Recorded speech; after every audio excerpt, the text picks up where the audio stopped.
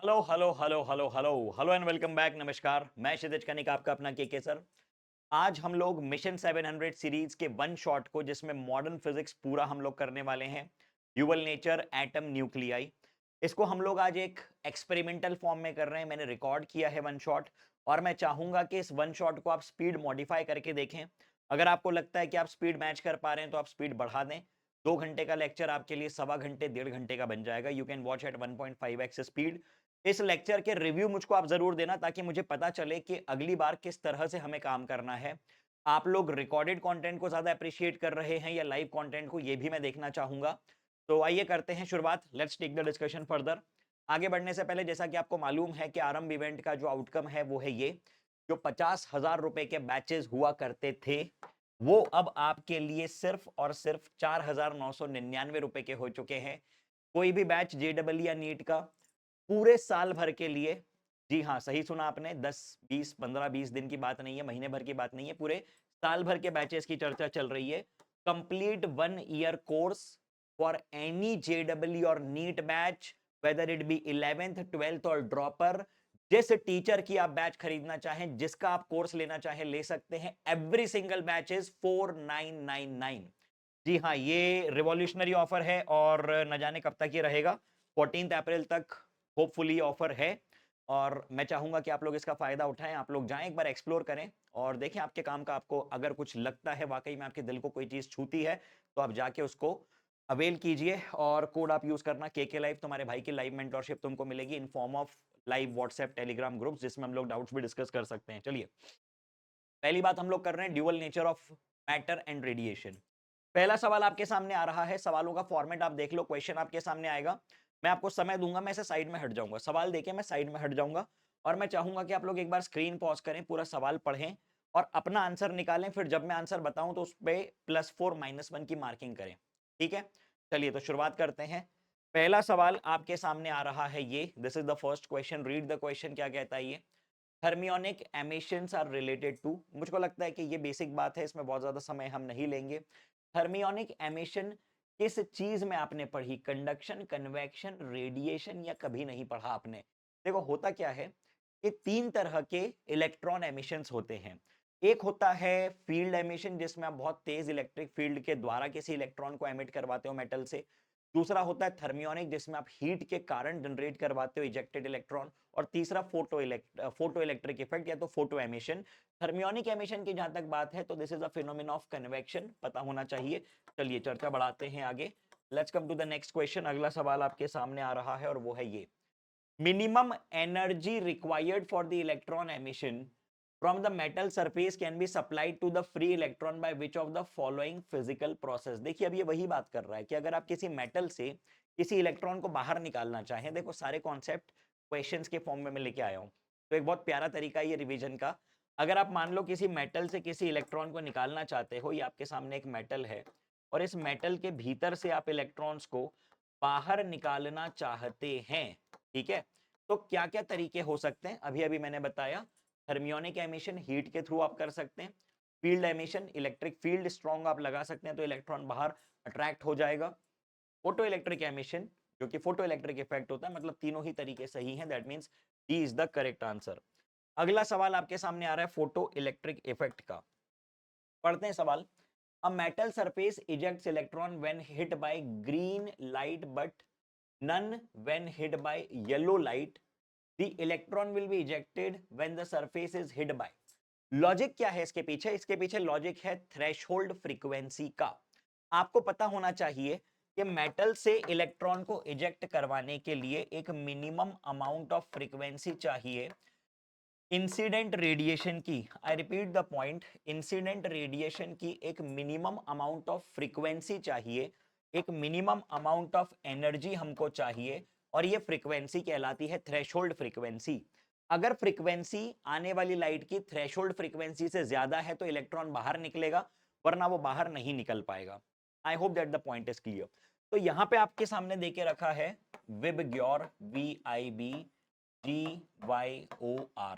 आपको मालूम है कि इस डायरेक्शन में अगर आप बढ़ते हैं तो वेवलेंथ इंक्रीज होती है, और इस डायरेक्शन में फ्रीक्वेंसी इंक्रीज होती है। आपने पहले एमिशन करवाया था किसके द्वारा? आपने पहले एमिशन करवाया था ग्रीन लाइट के द्वारा, ग्रीन लाइट के द्वारा।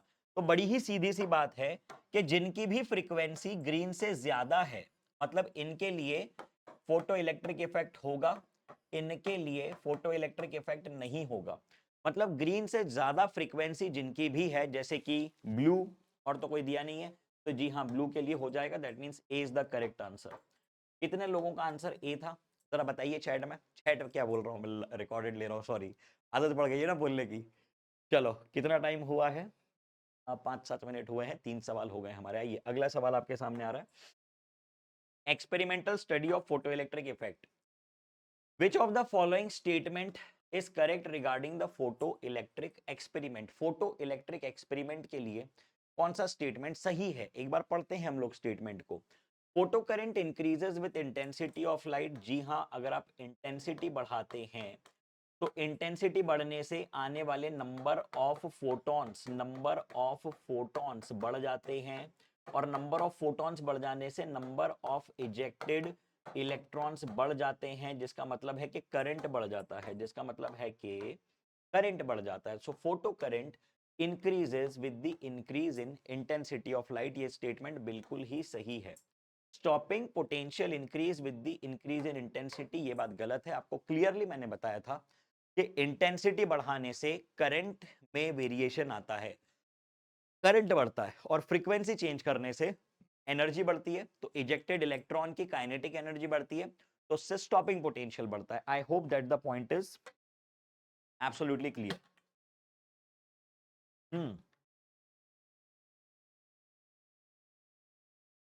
अगली बात ये कह रहा है कि photo current increases with increase in frequency, गलत बात है।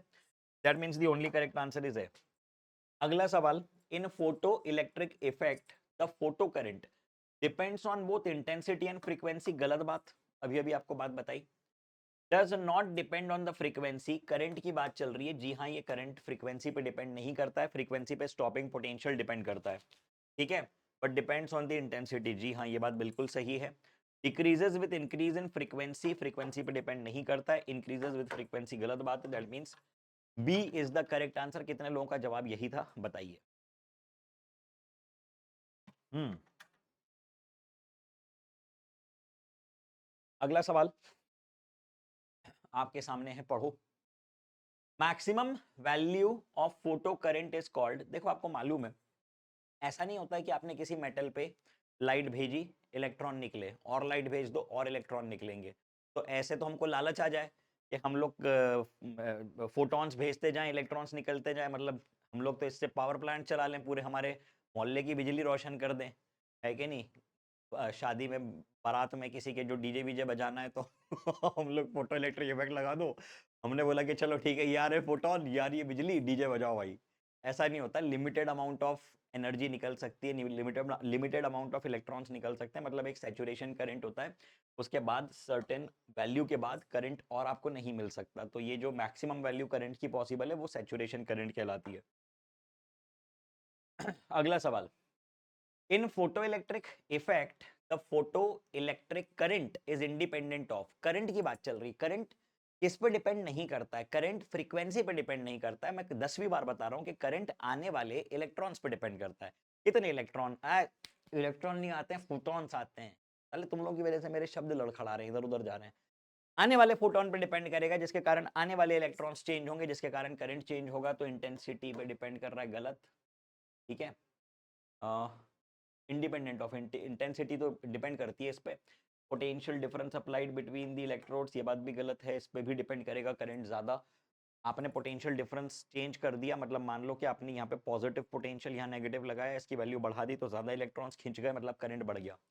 नेचर ऑफ एमिटर इस पे भी डिपेंड करता है, फ्रीक्वेंसी पे डिपेंड नहीं करता है। इंडिपेंडेंट इसने पूछा था, तो फ्रीक्वेंसी के इंडिपेंडेंट है। I hope that the point is absolutely clear. चलिए, the photo electric effect, in photo electric effect stopping potential depends upon. Stopping potential की चर्चा चल रही है, आपके दिमाग में चमक जाना चाहिए। स्टॉपिंग पोटेंशियल मतलब कि इजेक्टेड इलेक्ट्रॉन की काइनेटिक एनर्जी की चर्चा, मतलब के आने वाले, मतलब के आने वाले फोटॉन्स की एनर्जी की चर्चा, जो कि होती है E equals to h nu. मतलब के फ्रीक्वेंसी की चर्चा, मतलब के फ्रीक्वेंसी की चर्चा। ठीक है, चलिए बहुत बढ़िया। तो frequency of incident light, stopping potential किस पे डिपेंड करता है? बिल्कुल इस पे डिपेंड करता है। नेचर ऑफ एमिटर पे भी डिपेंड करता है, इंटेंसिटी पे नहीं करता है। मतलब 1 एंड 2 दोनों पे डिपेंड करता है। ठीक है, एक किसने सही दिया जवाब? बहुत बढ़िया। अगला सवाल, time taken by the photo electron to come out after the photon strikes is approximately, क्या कह रहा है ये? Time taken by the photo electron to come out, एक बार फोटोन आया, अब उसके कितने समय के बाद फोटो इलेक्ट्रॉन्स बाहर निकलेंगे, इसमें कितना समय लगता है? आपको डायरेक्टली याद रखना है कि बहुत ही माइन्यूट सा समय होता है, 10 टू द पावर -10 सेकेंड्स, पलक झपकने से भी कई कई कई कई कई गुना छोटा। ठीक है, चलिए अगला सवाल, in a photoelectric experiment if both intensity and frequency of the incident light are doubled, क्या कह रही है? इंटेंसिटी और फ्रीक्वेंसी आपने डबल कर दी। सुनना जरा ध्यान से, इंटेंसिटी डबल करी मतलब आने वाले फोटॉन्स का अमाउंट डेवलप करा, फ्रीक्वेंसी डबल करी मतलब आने वाले फोटॉन्स की एनर्जी डबल कर दी, है ना? तो इंटेंसिटी डबल करने से नंबर ऑफ इलेक्ट्रॉन्स जो इजेक्ट हो रहे हैं वो डबल हो जाएंगे, और फ्रीक्वेंसी बढ़ाने से स्टॉपिंग पोटेंशियल बढ़ जाएगा। तो आप पढ़ते हैं क्या बोल रही है? हाँ, then the saturation current, saturation current, current की बात कर रहा है, सैचुरेशन करंट की बात कर रहा है। सीधी सी बात है कि करंट पे तो असर पड़ेगा क्योंकि आपने इंटेंसिटी बढ़ा दी, इंटेंसिटी बढ़ा दी तो नंबर ऑफ इलेक्ट्रॉन ज्यादा निकलेंगे। गलत, गलत, सही, बिकम्स 1/4 गलत, मतलब डबल हो जाएगा, ज्यादा इलेक्ट्रॉन्स निकलेंगे, ज्यादा करंट आएगा। अगला सवाल, a photoelectric cell is illuminated by a point source of light 1 meter away. Photoelectric cell illuminated by point source of light 1 meter away. When the source is shifted 2 meter, पहले एक source 1 metre away है, अब आपने उसको shift कर दिया 2 metre पे, तो इसके बारे में ये क्या पूछ रहा है? Each emitted electron carries 1/4 of the initial energy. नहीं, नहीं, बिल्कुल भी नहीं। Each emitted electron carries 1/4, नहीं, बिल्कुल नहीं। Number of electrons emitted is half, बिल्कुल नहीं। Each emitted electron carries half of the energy. Number of electrons emitted is 1/4 of the initial number. Number of electrons पे फर्क पड़ेगा, क्यों? समझो जरा ध्यान से। फोटो इलेक्ट्रिक सेल पहले कुछ x दूरी पे है, ये रहा फोटो इलेक्ट्रिक सेल जो कि एनर्जी एमिट कर रहा है, ये कुछ x दूरी पे है। ठीक है, when the source is shifted 2 meter, when the source is shifted 2 meter, यहां था, अब इसको आपने यहां कर दिया, पहले डिस्टेंस x थी, अब आपने 2x कर दी। आपको मालूम है कि इंटेंसिटी होती है energy falling per unit area per unit time, है ना? Energy falling per unit area, energy falling per unit area per unit time. देखो इससे जो फोटॉन्स निकल रहे हैं भैया वो तो सेम है, इससे जो फोटॉन्स निकल रहे हैं वो तो सेम है, लेकिन पर यूनिट एरिया जो फोटॉन्स पहुंच रहे हैं वो चेंज हो गए। पहले पूरे फोटॉन्स मात्र इतने से हिस्से में बिखरे हुए थे, अब पूरे फोटॉन्स इतने हिस्से में बिखरेंगे, मतलब energy per unit area, area change हो गया है। एक फोटोन की एनर्जी तो चेंज नहीं हुई है, वो सेम है। एरिया चेंज होने के कारण क्या इंपैक्ट आएगा कि इंटेंसिटी, जिसको आप लिखते हैं inversely proportional to area, area होता है 4πr², आपने r डबल कर दिया तो इंटेंसिटी हो जाएगी 1/4। ठीक है, तो 1/4 फोटॉन्स पहुंचेंगे पर यूनिट एरिया, मतलब 1/4 इलेक्ट्रॉन्स निकलेंगे पर यूनिट एरिया, लेकिन उनकी एनर्जी सेम होगी। आई रिपीट द पॉइंट, ये मैंने क्यों काटा है? इसने बोला है क्योंकि उनकी इनिशियल एनर्जी 1/4 हो जाएगी, गलत बात है। एक फोटोन की एनर्जी hc/λ वो कांस्टेंट है। Repeat the point, repeat the point, repeat the point. एक फोटोन की एनर्जी सेम है, लेकिन पहले सारे के सारे फोटोन इतने से हिस्से में थे, अब बड़े हिस्से में है, तो पर यूनिट एरिया कम फोटोन गिर पाएंगे। मतलब कि आंसर आपका आया डी, पानी पी लिया जाए। ठीक है,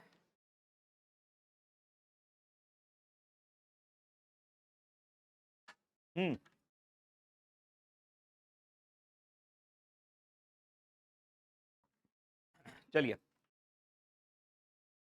आइए चर्चा बढ़ा रहे हैं आगे। अगला सवाल, the photo electric cut off voltage in a certain experiment is 1.5 volt. बड़ी अच्छी बात है, कट ऑफ वोल्टेज 1.5 वोल्ट देके रखा है। The maximum kinetic energy of the photo electron emitted. देखो क्या बोल रहा है, कट ऑफ वोल्टेज आपको देके रखा है फोटो इलेक्ट्रिक इफेक्ट में कितना कितना देके रखा है 1.5 volt. Maximum kinetic energy of the photo electron. Cut off voltage क्या होता है, स्टॉपिंग पोटेंशियल, जिस पे के सिस्टम में करंट की वैल्यू जीरो हो गई। मतलब आप कितना पोटेंशियल लगाओ तो फोटो इलेक्ट्रिक इफेक्ट आपको नहीं देखने को मिलेगा। मतलब कितना आप पोटेंशियल लगाओ ताकि ताकि आपको सिस्टम में कोई डिफ्लेक्शन देखने को ना मिले। ठीक है, ये रहा आपका फोटो इलेक्ट्रिक इफेक्ट का सेटअप, है ना। अब आपने यहाँ पे लगाया पोटेंशियल, ये V, ये V1, ये V2, ये तो प्लस V माइनस V मान लो। ठीक है, इलेक्ट्रॉन को सामने तक नहीं पहुंचना है, तो कितना स्टॉपिंग पोटेंशियल है, ये रहा स्टॉपिंग पोटेंशियल। तो काइनेटिक एनर्जी कितनी हो गई, E टाइम्स ऑफ V, यानी 1.5 EV। 1.5 EV is the correct answer.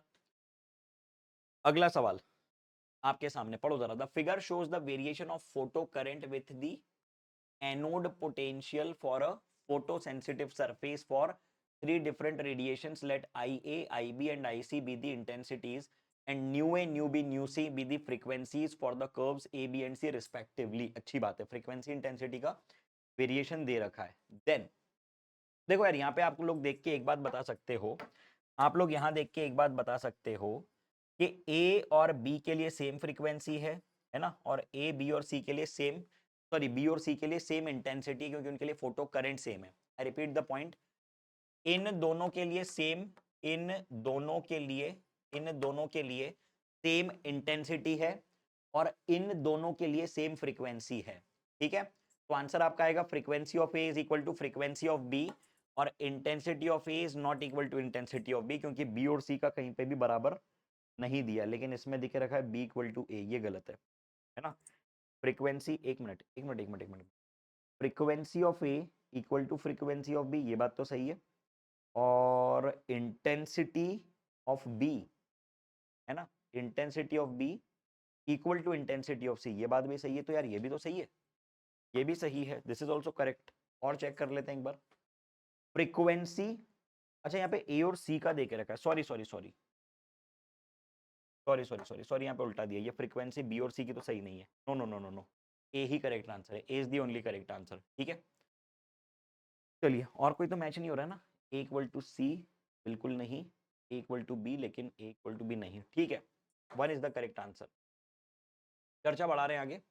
अगला सवाल, according to the Einstein's photoelectric equation the graph between the kinetic energy of the photoelectrons ejected and the frequency of the incident radiation, kinetic energy और frequency of the incident radiation का graph आपसे पूछ रहा है। आपको मालूम है कि एक पर्टिकुलर फ्रीक्वेंसी तक कोई फोटो इलेक्ट्रिक इफेक्ट देखने को नहीं मिलता है।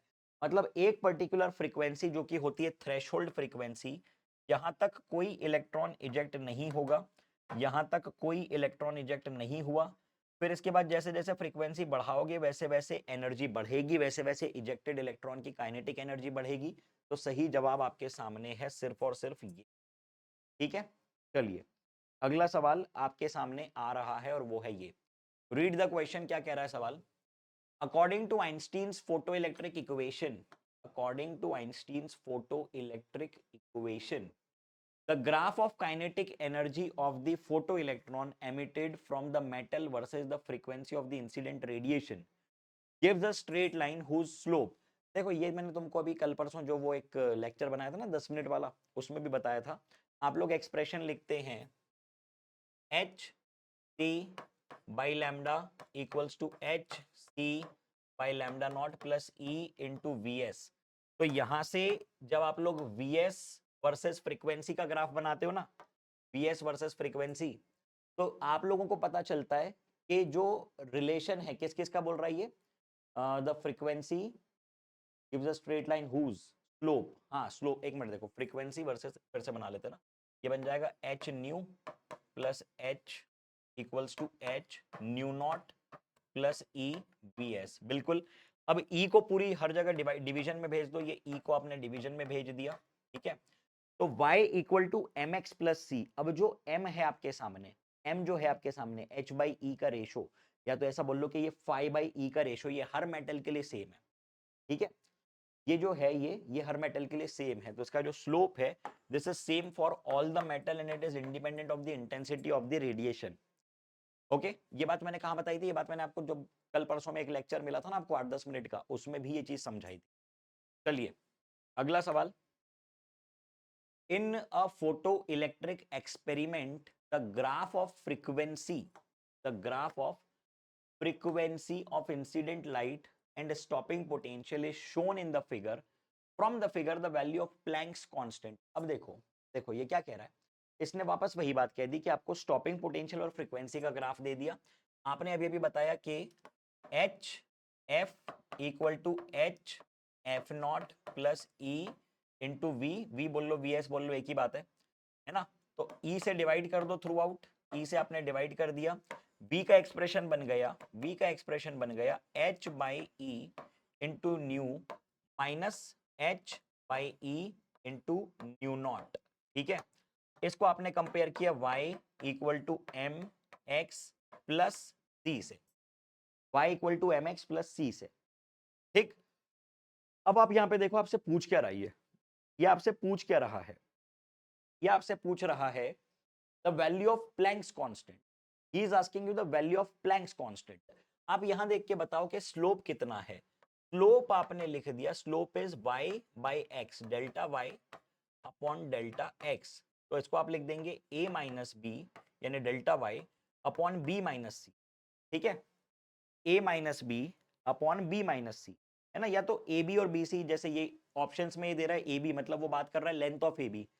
ऑप्शन में इसने a माइनस बी ना लिख के ए बी लिखा है, that is the length of A B, तो इसको हम लोग ए बी लिख देते हैं। This is A B divided by B C, A B divided by B C, that is length delta Y और डेल्टा एक्स। ओके, अब आपको पता है कि स्लोप क्या है, this is the slope, this is the slope.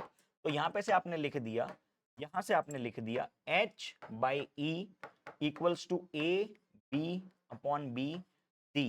तो h कितना बन जाएगा, e इंटू स्लोप, कुछ भी नहीं यार, सिर्फ स्लोप निकाला, स्लोप की वैल्यू रख दी और उसको h बाई से कंपेयर कर लिया मैंने, क्योंकि ये y है, ये m है, ये x है और ये c है। ठीक है, c is the y intercept, तो आंसर आपका आ गया a, a is the correct answer. चलिए अगला सवाल आपके सामने आ रहा है, पढ़ो जरा सवाल को क्या कहता है। Student performs an experiment of photo electric effect using two materials A and B, a plot of stopping potential v naught versus frequency nu, plot of stopping potential v naught versus the frequency nu is as shown in the figure। अच्छी बात है, the value of h same to same सवाल है, अब इसको तुम लोग करोगे, अब भी तुमको बताया this you have to do yourself, do yourself, do yourself. खुद्दू सवाल है, कोई बड़ी बात नहीं है, कर लेना। अभी तुमको दो सवाल एग्जैक्टली सेम करवाएं। अगला सवाल क्या कहता है, when the photons of energy h nu fall on a photosensitive metallic surface of work function h nu naught, electrons are emitted from the surface। अच्छी बात है, the most energetic electrons coming out of the surface have kinetic energy equal to, ये तो photoelectric equation, photoelectric effect की equation है। Incident energy जाती है work function में और kinetic energy of the ejected electron में। तो डायरेक्टली आप काइनेटिक एनर्जी को लिख सकते हैं incident energy minus the work function. Incident energy को आप लोग लिख देंगे कितना, एच न्यू, और work function h nu not, that means the answer is D. ठीक है, चलिए अगला सवाल आपके सामने आ रहा है, पढ़िए जरा सवाल को क्या कहता है ये। Photoelectric threshold frequency of a metal, threshold frequency आपको देके रखिए न्यू, बड़ी अच्छी बात है।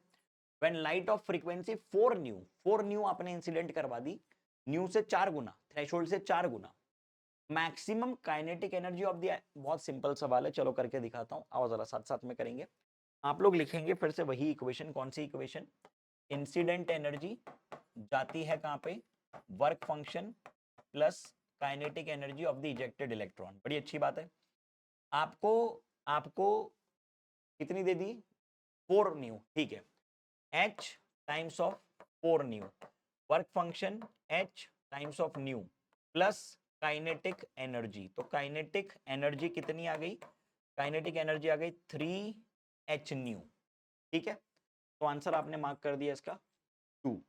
I hope that the point is clear. चलिए चर्चा बढ़ाते हैं आगे। Photoelectric emission occur only when the incident light has more than a certain minimum. More than a certain minimum क्या होती है certain minimum? पावर? जी नहीं, वेवलेंथ। वेवलेंथ तो certain minimum से कम होनी चाहिए। इंटेंसिटी का तो कोई लेना देना नहीं है। फ्रीक्वेंसी, जी हाँ, एक certain minimum एनर्जी चाहिए और वो आपको मिलती है equal to h nu, nu के फॉर्म में। मतलब कि एक पर्टिकुलर वेवलेंथ से ज्यादा, सॉरी, एक पर्टिकुलर फ्रीक्वेंसी से ज्यादा जब फ्रीक्वेंसी होगी तब फोटो इलेक्ट्रिक इफेक्ट होगा, और एक पर्टिकुलर वेवलेंथ से कम वेवलेंथ जब होगी तब फोटो इलेक्ट्रिक इफेक्ट होगा। चलिए आइए चर्चा बढ़ाते हैं आगे। Photo electric threshold wavelength for silver is lambda naught. Energy of the electron ejected from the surface of the silver by incident wavelength, जो कि देके रखी है आपको लैम्डा नॉट से कम। ठीक है, तो फोटो इलेक्ट्रिक इफेक्ट होगा या नहीं? बिल्कुल होगा, क्योंकि वेवलेंथ थ्रेशोल्ड से कम है। अभी अभी मैंने बताया कि फ्रीक्वेंसी ज्यादा और वेवलेंथ कम होनी चाहिए, है ना। एक बार टाइम देख लें जरा कितना हो चुका। 25 मिनट हुए ना अभी, और करीबन कितने 20-25 सवाल हो गए होंगे। चलो ठीक है।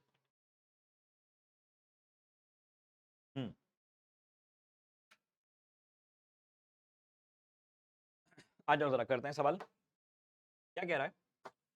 ये कह रहा है कि थ्रेशोल्ड वेवलेंथ आपको लैम्डा नॉट देके रखी है, और energy of the electron ejected from the metal surface, energy चाहिए आपको h C by lambda equals to h C by lambda naught plus kinetic energy. Kinetic energy का एक्सप्रेशन आपने लिख दिया एच सी 1/λ माइनस 1/λ। ठीक है, तो ये कितना बन गया? ये बन गया h c bracket lambda naught minus lambda divided by lambda into lambda naught. ठीक है, तो ये एक्सप्रेशन आपका क्या आ गया?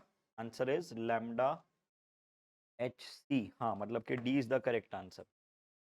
D is the correct answer. ठीक है, चलिए अगला सवाल आपके सामने है। ये a metallic surface is irradiated by a monochromatic light of frequency nu1 and stopping potential is found to be v1. Frequency nu1 or stopping potential v1. If the light of frequency v2 irradiates the surface, the stopping potential will be। ठीक है, बात समझ में आई?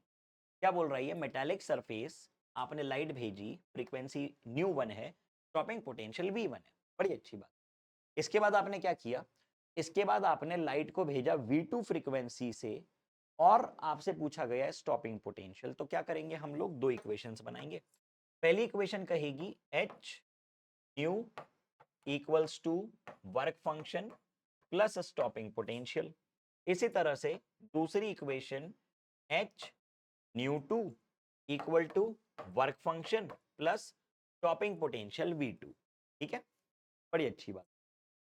अब आपसे बोला क्या है इसने? हाँ, आपको स्टॉपिंग पोटेंशियल निकालना है। तो क्या किया जाए? कुछ ऐसा किया जाए कि ये दोनों इक्वेशन सब्ट्रैक्ट हो जाए। कर दो सब्ट्रैक्ट। ठीक है, दूसरी में से पहली को सब्ट्रैक्ट कर दो, तो ये बन जाएगा h nu two minus nu one, h nu two minus nu one, 5 से 5 कट गया, equals to V two minus V one.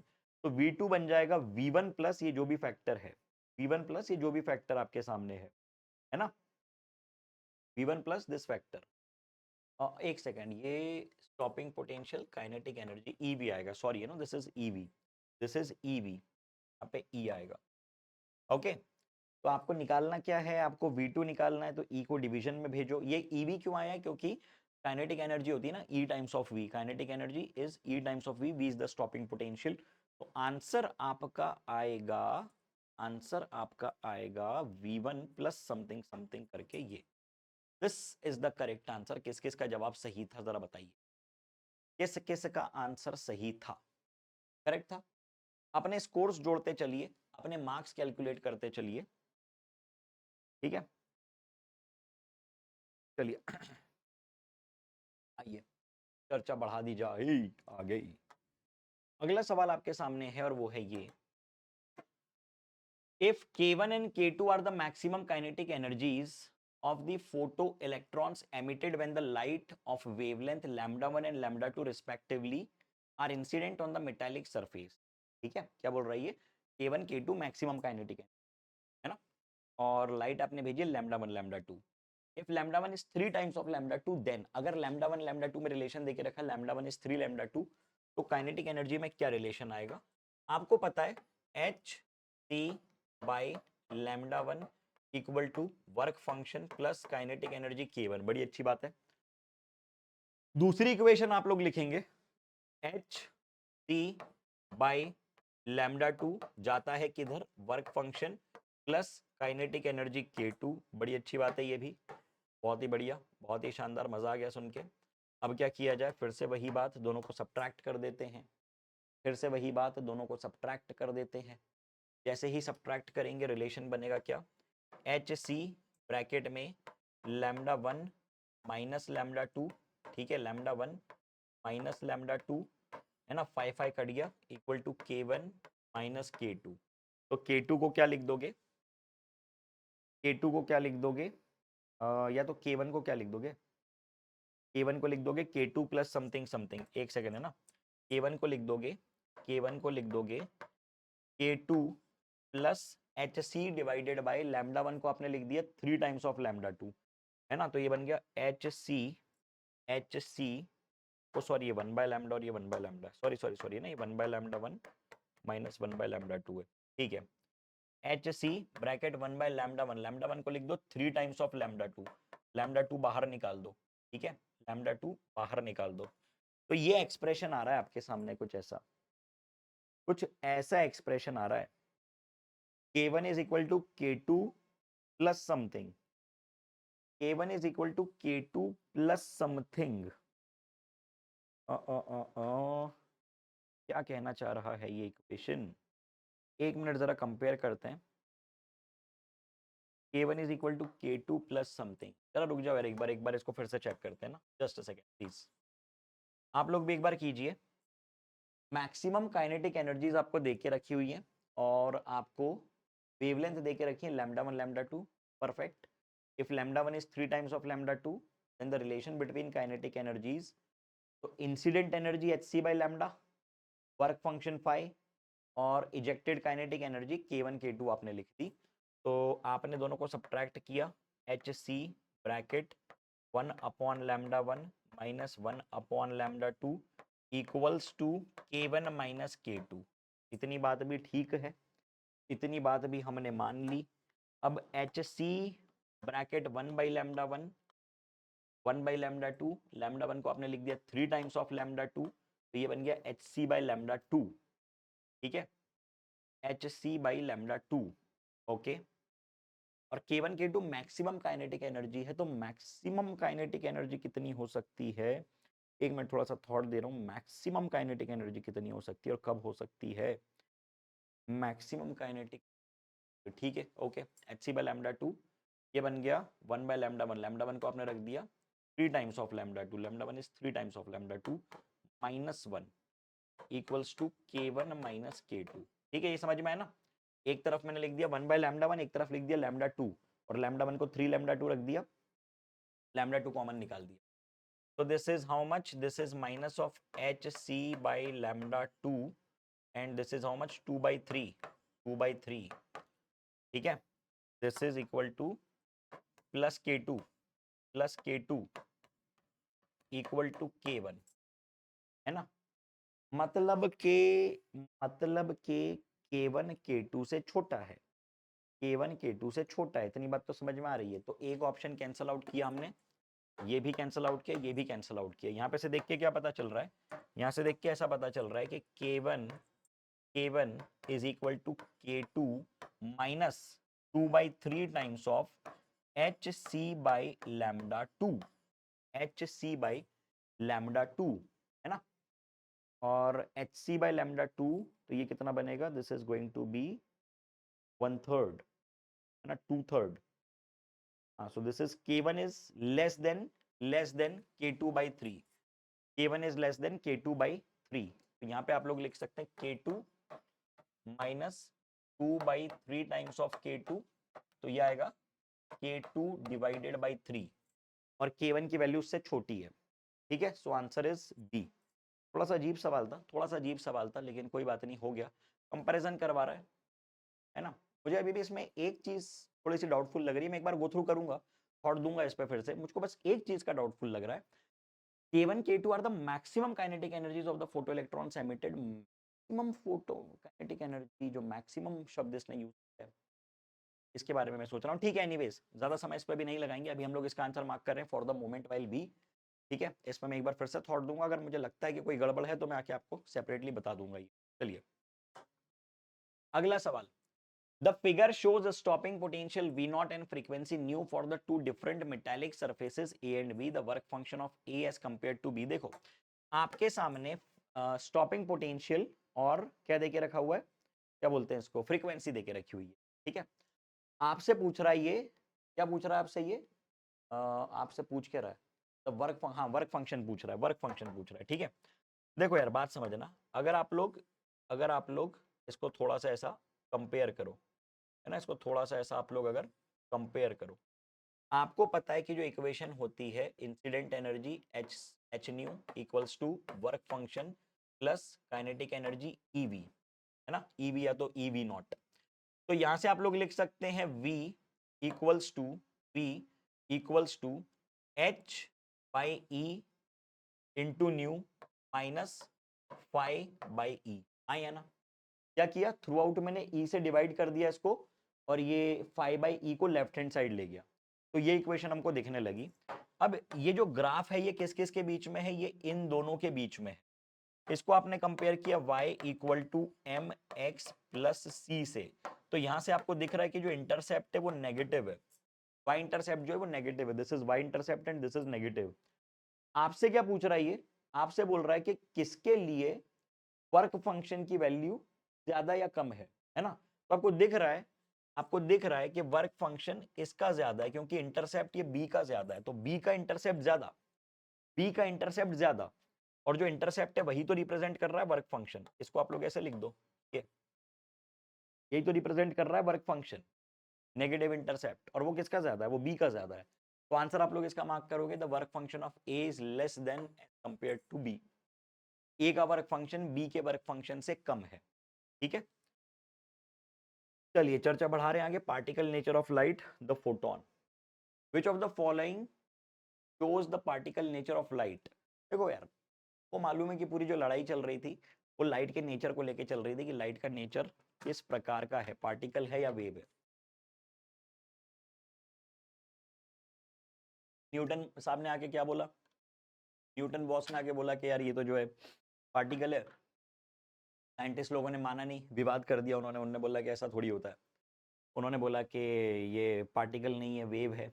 आधी जनता वेव कह रही थी, आधी जनता पार्टिकल कह रही थी। उसकी उसी समय पे एक बहुत महान एक्सपेरिमेंट हुआ, फोटो इलेक्ट्रिक इफेक्ट, और उससे ये साबित हुआ कि लाइट जो है पार्टिकल नेचर की, क्योंकि फोटो इलेक्ट्रिक इफेक्ट के जो आउटकम्स होते हैं वो यही है कि लाइट पूरी तरह से वेव नहीं हो सकती, है ना, उसके पास दोनों नेचर है। तो पार्टिकल नेचर साबित कर रहा है फोटो इलेक्ट्रिक इफेक्ट, बाकी जितने इंटरफेरेंस, रिफ्रैक्शन, डिफ्रैक्शन, पोलराइजेशन, ये सारे वेव नेचर की चर्चा करते हैं। ठीक है, विच of the following statement about photon is incorrect, गलत स्टेटमेंट पूछ रहा है ना। चलिए, फोटोन एक्सर्ट नो प्रेशर, ये बात तो गलत है, मतलब हो सकता है ये हमारा आंसर है, बाकी भी पढ़ लेते हैं। Momentum of photon is h nu by c, momentum of photon है ना, मोमेंटम को आप लोग लिख सकते हैं E बाई सी, और E को लिखते हैं एच न्यू बाई सी, सही है, करेक्ट है। Rest mass of photon is 0, energy of photon is h nu, मतलब हमारा आंसर आ गया A is the correct answer. किस किस का आंसर ए था। In a photon particle collision, जब फोटोन पार्टिकल कोलिजन होता है, such as photo electron collision, which of the following photon be conserved, क्या फोटोन के लिए क्या कंजर्व होता है, फोटोन के लिए कौन सी क्वांटिटी कंजर्व है, टोटल एनर्जी। टोटल एनर्जी के बारे में हम कमेंट नहीं कर सकते क्योंकि उसका लॉस वगैरह हो सकता है ना। मोमेंटम, देखो यार, photon is not a particle, तो उसके लिए मोमेंटम की चर्चा हम लोग करेंगे, लेकिन मास की चर्चा नहीं कर पाएंगे, उसमें मोमेंटम का कंजर्वेशन हम लगा नहीं पाएंगे। तो इसलिए मैं मोमेंटम पे तो टिक नहीं कर रहा हूँ, एनर्जी पे भी नहीं कर रहा हूँ, नंबर ऑफ फोटॉन्स में मार्क कर रहा हूँ, नंबर ऑफ फोटॉन्स मार्क कर रहा हूँ, क्योंकि हम लोग ये लॉजिक लेके चलते हैं कि एक फोटोन एक इलेक्ट्रॉन को इजेक्ट करवा रहा है, जो रियलिटी में होता नहीं है ऐसा। होता तो क्या लाखों में से एक आधी इजेक्ट हो पाता है, लाख फोटोन में से एक आधी इजेक्ट हो पाता होगा इलेक्ट्रॉन, लेकिन हम ये लॉजिक लेके चलते हैं, कंजर्वेशन हम लोग मान के चलते हैं, हर किताब, हर साइंटिस्ट यही मान के चल रहा है। सो मेरे चाहने ना चाहने से कोई फर्क नहीं पड़ता, नीट के हिसाब से यही सही जवाब है। मैं इसमें बहुत सारी बातें कर सकता हूँ, मैं इसमें बहुत सारे डिबेट कर सकता हूँ, लेकिन उसका कोई सेंस नहीं। ठीक है, मैंने बताया ना, मुझे क्या लग रहा है दैट्स सेकेंडरी किताब को क्या लग रहा है, एनटी को क्या लग रहा है दैट्स प्राइमरी, तो आंसर इसका बी है। अगला सवाल, रेस्ट मास ऑफ फोटोन, मालूम है हमको यार, पता होना चाहिए, रेस्ट मास ऑफ फोटोन 0 होता है। n is the number of photons of wavelength lambda are absorbed by the black body of mass m, the momentum gained by the body, momentum की चर्चा चल रही है, n photons of wavelength lambda are absorbed by a black body, तो कितने photons, देखो एक photon का मोमेंटम h बाई लैम्डा, क्यों, क्योंकि मोमेंटम होता है e बाई सी, और e क्या होता है, e होता है एच सी बाई लैम्डा, इसको c से आपने डिवाइड कर दिया, एक फोटोन का मोमेंटम इतना, तो n नंबर ऑफ फोटॉन्स का momentum n h by lambda, मतलब आंसर आपका आ जाएगा डी, आंसर आपका आ जाएगा डी, बहुत बढ़िया। Monochromatic light of frequency, frequency आपको दे रखी है, is produced by a laser, the power emitted, power दे के रखा है, number of photons emitted per second. देखो सिंपल सवाल है, क्या करने का इसमें बता रहा हूं मैं, क्या करना है इसमें, आपको मालूम है पावर होती है एनर्जी अपॉन टाइम, अब कितने फोटोन आ रहे हैं, एन नंबर ऑफ फोटॉन्स आ रहे हैं, एक फोटोन की energy H c by lambda, और इसको आपने डिवाइड कर दिया टाइम से, टी से, तो ये आपके सामने आ गया number of photons emitted per second, जिसको कि आप स्मॉल एन भी लिखते हैं। ठीक है, अब आपको क्या दे रखा है, आपको पावर दे रखा है, आपको एच की वैल्यू पता है, सी आपको पता है, और लैम्डा यानी कि आप डायरेक्टली एच न्यू रख दो, आप डायरेक्टली एच न्यू रख दो, आप डायरेक्टली एच न्यू रख दो यहाँ पे, ओके, एच न्यू रख दो, तो आपको सारी वैल्यूज पता है, आपको number of photons emitted per second calculate करना है, this you have to do yourself, आप लोग खुद करेंगे ये कैलकुलेशन, आप लोग खुद करेंगे। अगला सवाल, अगला सवाल, blue lamp mainly emits light of wavelength 4500 angstrom, lamp is rated at 150 watt and 8% of the energy is emitted as visible light, the number of photons emitted by the lamp per second। देखो ये भी same to same सवाल है, क्या कह रहा है ये, चलो इसको करने के लिए टाइम देता हूं तुमको, कर लो एक बार, है ना, कर लो टाइमर के साथ, एक बार करो, स्क्रीन पॉज कर लो, या 20-30 सेकंड में करो, पानी पी लेता हूं तब तक, करो करो करो।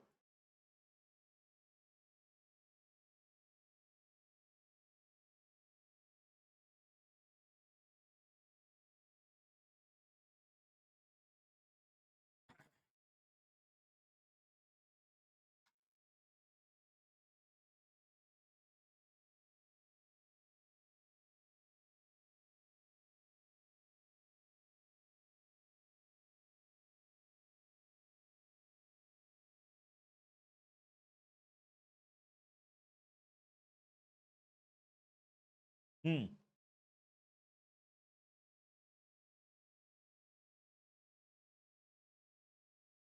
चलो डन है क्या, किया क्या भाई, क्या किया बताओ जरा, क्या बोलता है ये, blue lamp mainly emits this much wavelength, एक ब्लू लैंप पे वो वेवलेंथ वगैरह एमिट कर रहा है, ब्लू लैंप पे वो वेवलेंथ एमिट कर रहा है, और वो आपको देके रखी है, ठीक है, लैंप का पावर आपको देके रखा हुआ है, इतना इतना, पूछा क्या है, number of photons emitted by the lamp पर सेकंड, फिर से वही वही सेम टू सेम वही सवाल है, आपको मालूम है कि यार पावर क्या होता है, पावर होता है number of photons emitted per second, मतलब sorry total energy per second, और टोटल एनर्जी बन जाएगी n times of h c by lambda divided by t, ठीक है, आपको ये निकालना है, तो इसका फॉर्मूला क्या बन जाएगा, n बाई टी यानी number of photons emitted per second बन जाएगा power into lambda, power into lambda divided by H, है ना, पावर कितना देके रखा है, पावर देके रखा है 150, पावर कितना देके रखा है 150 वॉट, कितना देके रखा है तुमको 4500 इंटू 10 to the power -10, और एच कितना देके रखा है, अच्छा बोल रहा है इसका 8% of the energy is emitted, मतलब इसकी कुल मिला के सिर्फ 8% एनर्जी ही रेडिएट हो पा रही है ना, तो एनर्जी का आपको क्या करना पड़ेगा, 8% लेना पड़ेगा, ले लेंगे वो भी, है ना, ले लेंगे, हाँ तो बस सिंपल है, फिर तो क्या, इसका पूरे का 8% करो, एच की वैल्यू रखो उठा के, और सी की वैल्यू रखो, C is 3 × 10 to the power 8, into 0.8 करो जरा, क्या बोलते हो, कितना आंसर आता है इसका? करना पड़ेगा, करके देखो कैलकुलेट, एग्जैक्ट कितना आ रहा है करके देखो। मैं भी करके देखता हूँ, कैलसी से कर ले, कैलसी से करके देख लेते हैं। करो आप लोग एक बार, एग्जैक्ट कैलकुलेट करके देखो कितना बोल रहे हो, कितना आ रहा है exact.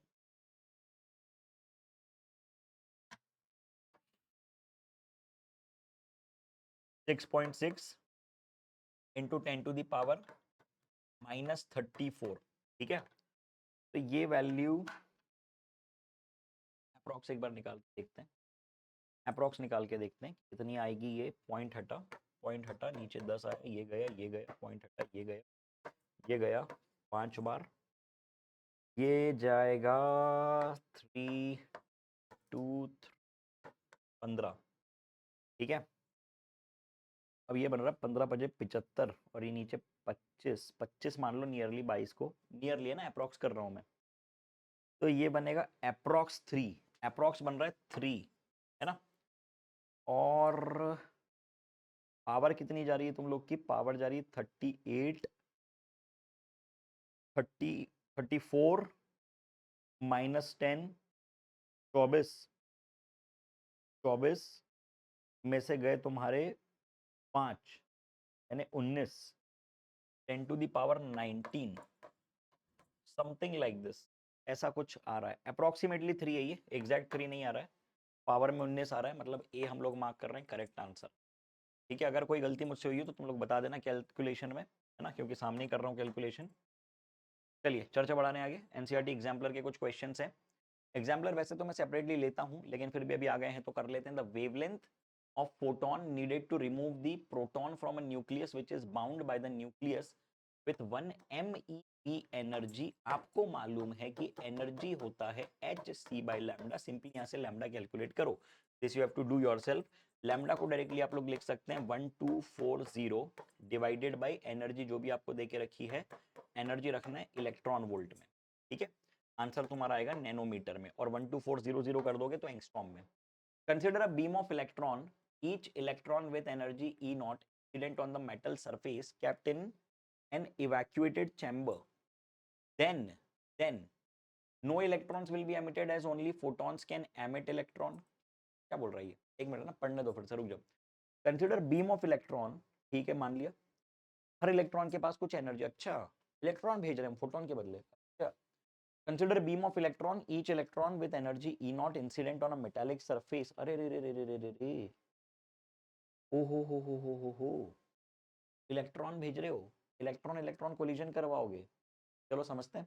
No electron will be emitted as only photons can emit electron, नहीं ये बात तो गलत है, ऐसा नहीं है। एनर्जी किसी भी तरह से आप दे दो उसको, ये कोई लेना देना नहीं है। आप हीट देके भी हीट देके भी इलेक्ट्रॉन को बाहर निकाल सकते हो, आप फील्ड से भी इलेक्ट्रॉन को बाहर निकाल सकते हो, आप इलेक्ट्रॉन भेज के भी निकाल सकते हो। Electron can be emitted but all with an energy E not, सबकी एनर्जी सेम नहीं हो सकती, ये भी कॉमन सेंस की बात है। Electron can be emitted with any energy with a maximum energy of something, नहीं ये वर्क फंक्शन का यहाँ पे काम नहीं है, क्योंकि ये अब तुम्हारी चर्चा अलग हो गई है। अब वो जो इलेक्ट्रॉन आ रहा है उसकी एनर्जी सेम थोड़ी होगी, वो जो इलेक्ट्रॉन आ रहा है उसकी एनर्जी और फोटोन की एनर्जी को आप यहाँ से कंपेयर नहीं कर सकते, ठीक है। This is also wrong.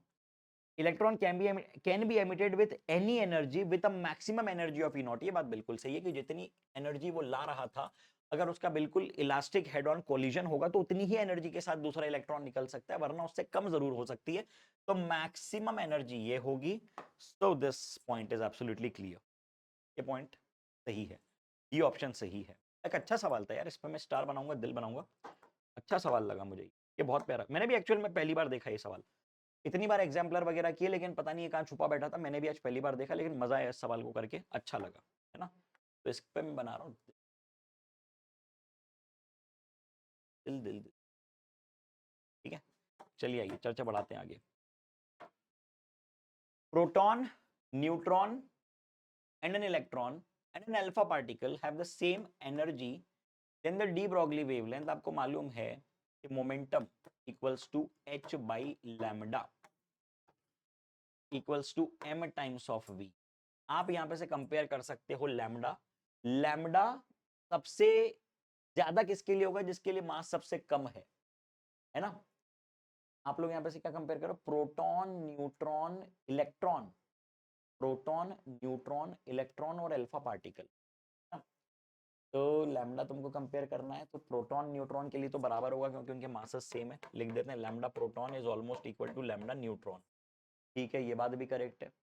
और सबसे ज्यादा किसकी होगी, सबसे ज्यादा तो इलेक्ट्रॉन की होनी चाहिए, सबसे ज्यादा तो इलेक्ट्रॉन की होनी चाहिए क्योंकि इलेक्ट्रॉन का मास सबसे कम है, इलेक्ट्रॉन का मास सबसे कम है ना।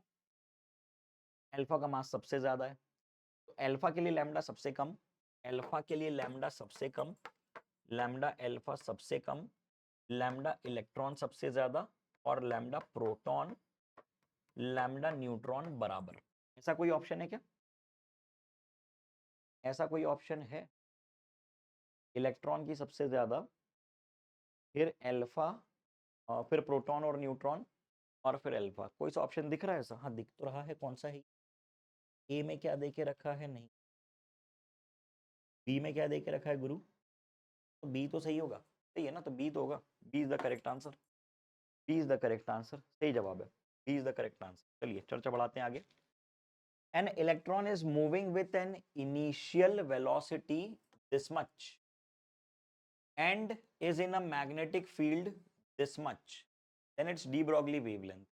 इलेक्ट्रॉन इतनी वेलोसिटी से चल रहा है, इतनी मैग्नेटिक फील्ड में, आपको मालूम है कि इसके कारण क्या होगा, de Broglie wavelength, de Broglie wavelength. एक minute, electron moving with initial velocity v not, electron है, चार्ज है, जा रहा है आई कैप यानी एक्स डायरेक्शन में, मैग्नेटिक फील्ड आपने ऊपर की लगा दी तो F equal to Q V cross B, इसका मोशन होगा डी ब्रॉगली वेवलेंथ पे क्या फर्क पड़ेगा, lambda equals to H by P, है ना, P equals to M we equals to H by lambda. इसकी वेलोसिटी पे कोई फर्क पड़ेगा क्या, मैं वही सोच रहा हूँ, फोर्स लगने के कारण घूम जरूर गया, लेकिन वेलोसिटी पे तो इसके कोई फर्क पड़ना नहीं चाहिए, वेलोसिटी पे इसके कोई फर्क नहीं पड़ना चाहिए, तो इसका जो डी ब्रॉगली वेवलेंथ है वो रहना चाहिए सेम या नहीं, सेम रहना चाहिए यार, it should be constant, constant रहेगा, सेम है, सेम है, सेम है, सेम है, सेम है, same, it must remain constant. क्यों, क्योंकि मैं ये सोच रहा था कि अगर ये घूम जाता है, घूमेगा भी तो इसकी स्पीड तो कांस्टेंट रहने वाली है, मैग्नीट्यूड पे कोई फर्क नहीं पड़ेगा, डायरेक्शन चेंज होने से लैम्डा पे कोई फर्क नहीं पड़ेगा, that means the answer is A, correct answer is A. Assertion reason पे आ रहे हैं, पहला सवाल तुम्हारे सामने आ रहा है असर्शन रीजन का, ये पढ़ो जरा, दो light of a single frequency is incident on a metal, the energies of emitted photo electrons are different. ये बोल रहा है कि एक लाइट में आपने सेम फ्रीक्वेंसी की लाइट भेजी, लेकिन उसके बाद भी समय कितना हुआ है, 52 मिनट, लेकिन उसके बाद भी, लेकिन उसके बाद भी जो एनर्जी है एमिटेड फोटो इलेक्ट्रॉन्स की वो अलग अलग होती है, ऐसा क्यों, नहीं सिर्फ ये असर्शन है, the energy of photo, the energy of electron emitted from inside the metal surface is lost in the collision with the other atoms. ये बात भी सही है, बिल्कुल सही बात है। देखो होता क्या है ना कि जो इलेक्ट्रॉन्स निकलते हैं वो सारे सेम एनर्जी से नहीं निकलते क्योंकि उनकी आपस में भी टक्करें होती हैं, और कुछ ही इलेक्ट्रॉन होते हैं जो कि मैक्सिमम एनर्जी से आगे बढ़ पाते हैं, तो ये बात सही है, ये भी सही है, और ये इसको एक्सप्लेन भी कर रही है, तो आंसर मैं मार्क करूंगा ए। अगला सवाल, stopping potential depends upon the frequency of the incident light. जी हाँ, जी हाँ, जी हाँ करता है, स्टॉपिंग पोटेंशियल फ्रीक्वेंसी पे, stopping potential is related to maximum kinetic energy, ये भी सही है, बिल्कुल सही जवाब है, मार्क करके ए। Photosensitivity of a metal is high if the work function is small. Photosensitivity is high, बिल्कुल सही बात है, वर्क फंक्शन जितना छोटा उतनी जल्दी इलेक्ट्रॉन निकलेगा, मतलब ज्यादा सेंसिटिव है, कम एनर्जी देने पे भी इलेक्ट्रॉन निकाल दिया, ज्यादा सेंसिटिव है, सही बात है। Work function h nu naught where nu naught is the threshold, ये बात भी सही है, लेकिन इनमें कोई आपस में लेना देना नहीं है, तो आंसर इसका हम लोग मार्क कर रहे हैं बी। के असर्शन रीजन सही तो है लेकिन वो एक दूसरे को एक्सप्लेन नहीं कर पा रहे हैं।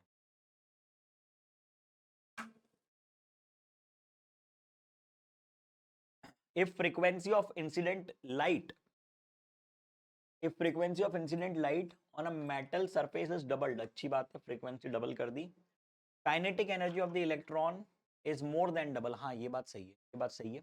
ये कैसे पता चलता है, ये हम लोग जो इक्वेशन बनाते हैं उससे प्रूफ होता है। इक्वेशन आप लोग ये बना h nu equals to 5 plus K E. तो इसकी दो इक्वेशंस बनाओ, एक में न्यू को 2 न्यू कर दो और दोनों को कंपेयर करो, इट्स मोर देन डबल, तो डबल से ज्यादा होगी। तो ये स्टेटमेंट सही है।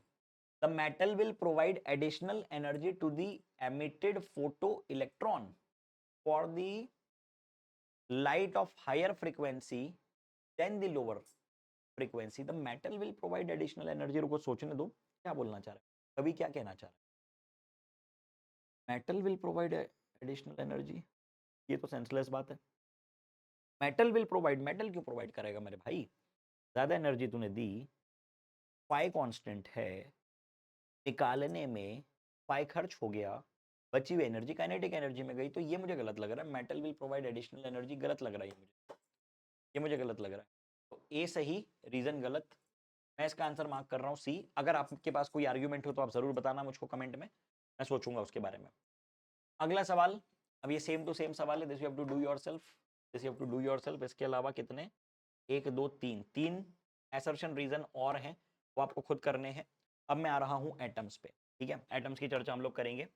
सबसे पहले ही क्वेश्चन आपके सामने आ रहा है, वो क्या कहता है, when an electron jumps from the fourth orbit to the second orbit one gets the. जब इलेक्ट्रॉन फोर्थ ऑर्बिट से सेकेंड ऑर्बिट में आता है तो आपको क्या मिलता है? आपको मालूम है इस सीरीज के नामीकरण हमने किस तरह से किए हुए हैं कि कहीं से भी यदि आप पहले में आओ तो लाइमन, कहीं से भी यदि आप सेकेंड में आओ तो आपको मिलेगा बामर सीरीज।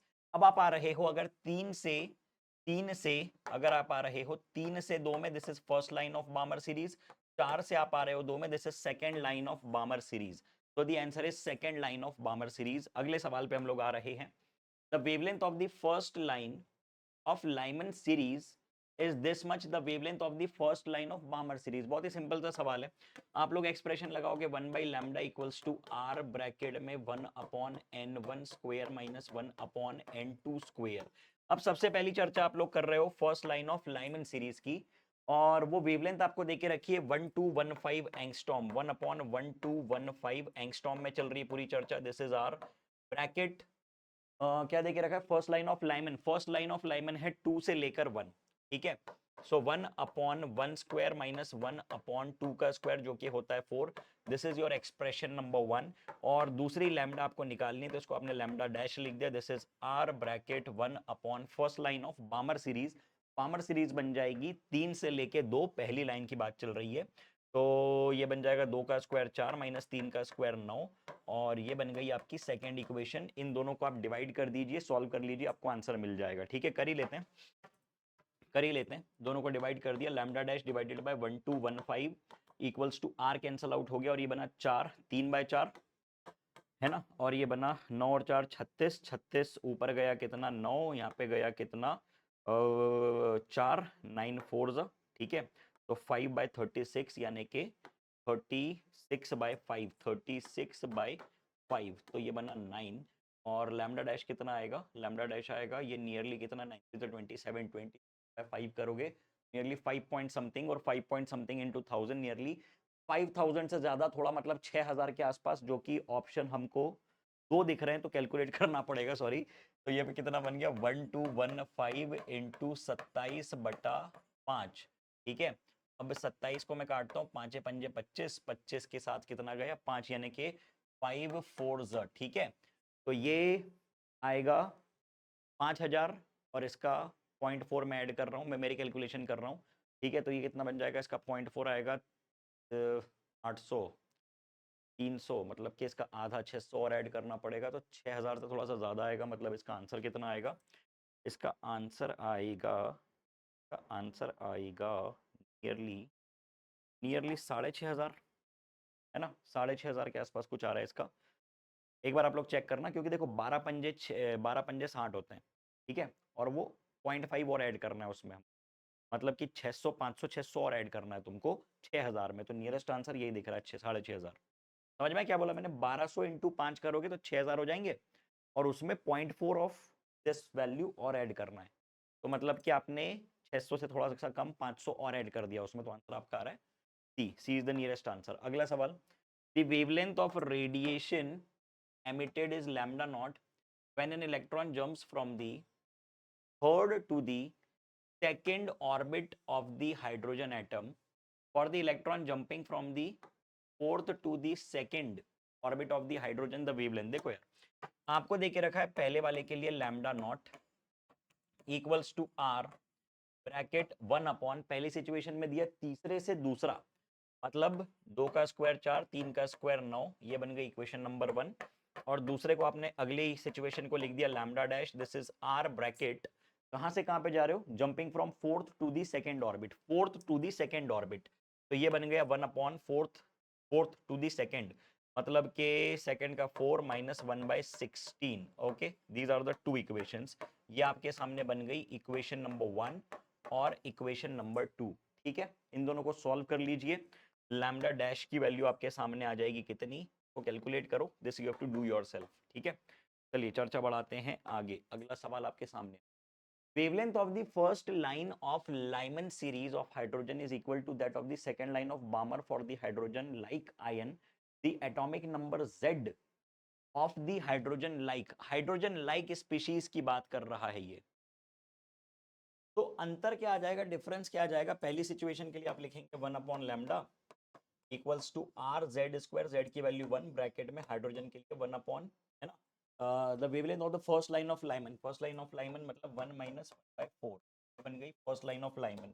और दूसरे के लिए आपने लिख दिया लैम्डा डैश, जो कि बन जाएगा कितना, दोनों बराबर ही देके रखें, सॉरी लैम्डा डैश नहीं है, दूसरा वाला भी लैम्डा ही है, तो उसको मैं डायरेक्टली इक्वेट कर देता हूँ, इसको मैं डायरेक्टली इक्वेट कर देता हूँ क्योंकि लैम्डा बराबर देके रखा है। R times of Z square bracket 1 upon second line of Balmer, मतलब कि 4 से लेके 2, 1 अपॉन में 4 माइनस 1 अपॉन में 16। ठीक है, तो ये कितना आने वाला है, यहाँ पे आर से आर तो आपने निपटा दिया सबसे पहले, और ये बना 3/4 equal to Z square times of 16, और ये कितना, 4 में से 1 गए 3। ठीक है, तो ये गया, ये गया, ये गया, जेड की वैल्यू आ रही है 2, जेड की वैल्यू आ रही है 2, जेड स्क्वायर की वैल्यू आ रही है 4, मतलब जेड की वैल्यू आ रही है 2। सिंपल था। चलिए, Bohr model for the hydrogen atom की चर्चा कर रहे हैं। Which of the following postulates, which of the following postulates Bohr led to the quantization of energy of the hydrogen, कि कौन सा पोस्टुलेट हाइड्रोजन एटम के क्वांटाइजेशन की चर्चा करता है। Electron goes around the nuclear orbit, इसका तो कोई सेंस ही नहीं। Angular momentum of electron, yes it can be integral of h upon 2 पाई, क्यों, क्योंकि जो लैम्डा होता है इसका वो 2 पाई आर के मल्टीपल्स में होता है, मतलब 2 पाई आर जो टोटल लेंथ है वो या तो लैम्डा या तो 2 लैम्डा या तो 3 लैम्डा के बराबर होगी। Angular momentum is the integral multiple of h upon 2 pi, this is the correct answer. ठीक है, magnitude of linear momentum of electron is quantized g, quantization of energy itself is a postulate of Bohr model, quantization of energy is a postulate of Bohr model। ऐसा तो कभी नहीं हुआ, ऐसा तो कभी नहीं कहा उसने, नहीं बिल्कुल नहीं। चलिए, Bohr model of atom assumes that the angular momentum of electron is quantized, जी बिल्कुल मान के ही चलता है कि MVR जो है ये quantized है। ठीक है, ये क्या है, कि n times of h upon 2 pi है। यूज आइंस्टीन फोटोइलेक्ट्रिक इक्वेशन, जी नहीं। प्रेडिक्ट कंटीन्यूअस एमिशन स्पेक्ट्रा, जी नहीं। Predict the same emission spectra, जी नहीं। मतलब A is the correct answer, this is the correct answer. ठीक है, चलिए आइए चर्चा बढ़ाते हैं आगे। Angular speed of the electron in the nth orbit of the Bohr hydrogen atom, angular speed की बात चल रही है।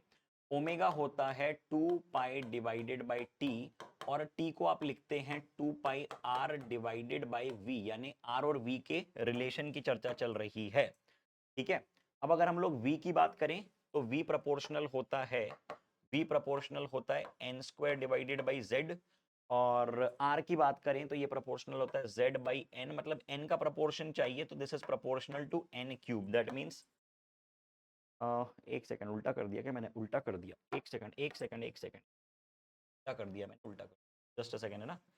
ओमेगा की बात चल रही है एंगुलर फ्रीक्वेंसी की, v की बात करें तो जैसे जैसे हमारा रेडियस बढ़ेगा वैसे वैसे स्पीड कम होती जाएगी, और r की बात करें तो वो प्रोपोर्शनल, सॉरी मैंने उल्टा कर दिया, तो v के लिए आया inversely proportional to z divided by n square, है ना।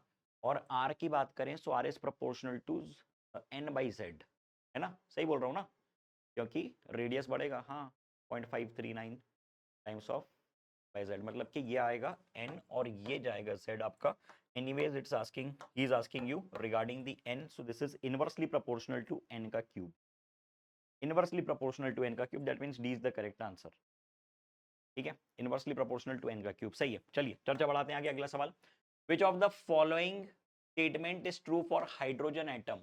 Angular momentum is inversely proportional to n, mvr equals to nh upon 2 pi, गलत बात हो गई ये तो। Linear momentum is inversely proportional to N, जी बिल्कुल, क्योंकि v is inversely proportional to N, अभी अभी तुमको बताया z बाई n के प्रोपोर्शन में, तो ये बात सही है। रेडियस तो प्रोपोर्शनल है n के, अभी पिछले सवाल में हमने किया। एनर्जी भी n के प्रोपोर्शनल है, ये बात भी गलत है, सो this is the correct answer, only correct answer. चलिए, triply ionized beryllium has same orbital radius as the ground state of hydrogen, then the quantum state of beryllium। देखो ये क्या बोल रहा है, ट्रिपली आयोनाइज्ड बेरिलियम, बेरिलियम की चर्चा चल रही है, Be3 पॉजिटिव।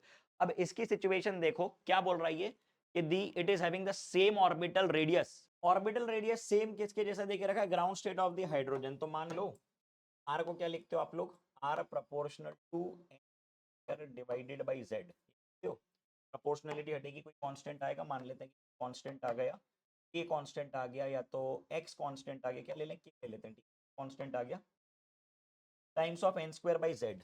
अब ये क्या बोल रहा है, ट्रिपली आयोनाइज्ड बेरिलियम, ठीक है, बेरिलियम के लिए जेड की वैल्यू 3 दे के रखी है, has the same orbital radius as the ground state of hydrogen. अब ग्राउंड स्टेट ऑफ हाइड्रोजन की अगर आप बात करो, इसको मैं 1 कह रहा हूँ और इसको मैं 2 कह रहा हूँ, तो मैं R1 को क्या लिख दूंगा, मैं R1 को लिख दूंगा, R1 को मैं लिख दूंगा k times of air divided by 3, है ना।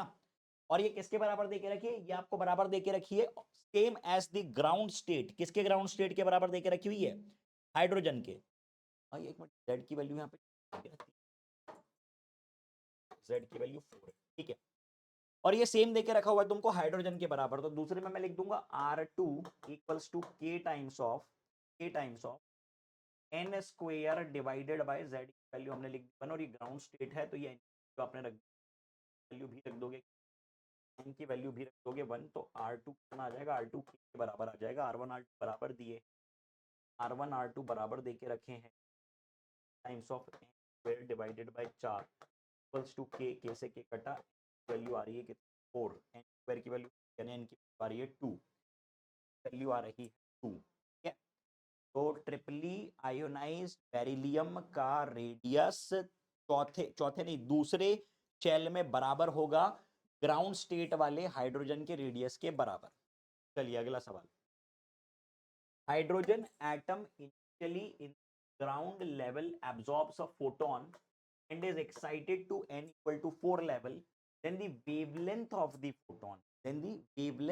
the photon lambda तुमको निकाल रखा हुआ है, hydrogen atom initially in the ground state absorbs a photon and is excited to n equal to 4, मतलब 4 से जब ये ग्राउंड स्टेट में आएगा तो आप लैम्डा की वैल्यू लिखेंगे 1 by lambda equals to r bracket में 1 अपॉन n, 1 n2 स्क्वायर, इसकी वैल्यू आप कैलकुलेट कर लीजिए, कितना बनेगा ये, लैम्डा की वैल्यू आ जाएगी, लैम्डा की वैल्यू आ जाएगी 16/15, 16/15 टू r, और r की वैल्यू कितनी है 10 टू पावर 7, ठीक है ना, r की वैल्यू 10 टू दी पावर 7, 16/15 ही आ रहा है ना, लैम्डा की वैल्यू बना 16 -1 15, करेक्ट है। तो ये लैम्डा कितना आ रहा है, ये लैम्डा थोड़ा सा ज्यादा आ रहा है, लैम्डा तो आ रहा है कितना, 1 पॉइंट समथिंग, 1.1 मान लें, इंटू 10 टू पावर 7, इस 1000 मल्टीप्लाई कर दो और 1000 डिवाइड कर दो, 1000 मल्टीप्लाई और 1000 डिवाइड, तो एक्सप्रेशन तुम्हारा कितना आ रहा है, एंगस्ट्रॉम में तुमको निकालना है, सॉरी 10 और माइनस, है ना, एक सेकंड, तुमको एंगस्ट्रॉम में निकालना है, तो ये बना 1100 के आसपास में, 1100 something angstrom, this is 1100 angstrom, that means D is the nearest correct answer, सबसे नियरेस्ट सबसे सही ऑप्शन हम, ऐसा क्यों लग रहा है कि मैंने गलती की,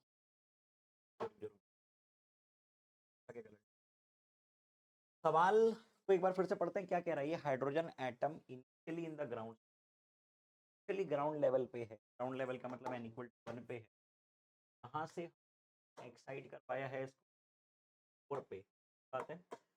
then the wavelength of the photon, अगर हम इन दोनों स्टेट्स की एनर्जी डिफरेंस, पहले वाले के लिए एनर्जी कितनी, माइनस का 13.6 इलेक्ट्रॉन वोल्ट, और दूसरे के लिए कितनी है ना, जेड बाई एन स्क्वायर, कितना बन जाएगा ये बन जाएगा माइनस का 13.6 डिवाइडेड 4 का स्क्वायर कितना होता है 16 इलेक्ट्रॉन वोल्ट।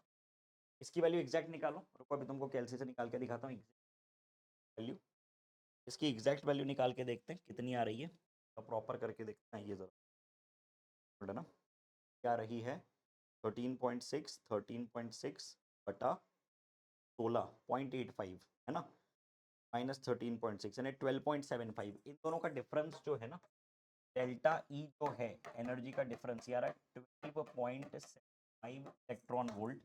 अब इसके करस्पॉन्डिंग वेवलेंथ कितनी होगी, इसके करस्पॉन्डिंग वेव लैम्डा को आप लिख दोगे 12400 divided by n in electron volt 112.75, ठीक है। तो ये लैम्डा आएगा आपका एंगस्ट्रॉम में, क्योंकि एनर्जी आपने रखी है उठा के इलेक्ट्रॉन वोल्ट। अब ये वैल्यू अगर हम निकालें 12400 डिवाइडेड बाय 12.75, तो ये तो 1000 से थोड़ी वाली दिख रही है ना, क्योंकि अगर यहाँ पे 12.4 होता तो ये 1000 बन जाता। अब ये उससे थोड़ा सा बड़ा है नीचे, तो आंसर थोड़ा सा उससे छोटा आएगा, मतलब कि 970 should be the nearest answer, 970 is the nearest answer. चलिए चर्चा बढ़ा रहे हैं। अगला सवाल, the de Broglie wavelength of an first Bohr orbit equal to 1/4 of the circumference of the orbit. गलत बात है, फर्स्ट बोहर ऑर्बिट की चर्चा चल रही है। आपको मालूम है कि पहले इसमें वेवलेंथ की बात कर रहे हैं, या तो एस बनेगी, मतलब या तो एक पूरी वेवलेंथ बनेगी, दो पूरी वेवलेंथ बनेगी, पूरी वेवलेंथ, कभी भी आधी अधूरी नहीं बनेगी ना। मतलब अगर ये सरकमफरेंस है, पहली वाली कैसी, पहली वाली बनेगी एस स्क्वायर, जो होती है कंप्लीट वेवलेंथ, कंप्लीट वेवलेंथ, एक दो ठीक पूरा बन नहीं पा रहा है, ठीक है। एनीवेज कैसा बनेगा वो, एक कंप्लीट सरकमफरेंस में पूरी एक वेवलेंथ बनेगी पहली बार में, दूसरी बार में दो बनेगी, तीसरी बार में तीन बनेगी, ठीक है।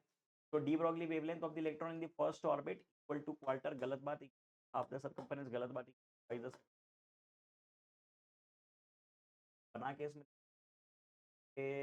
आएगी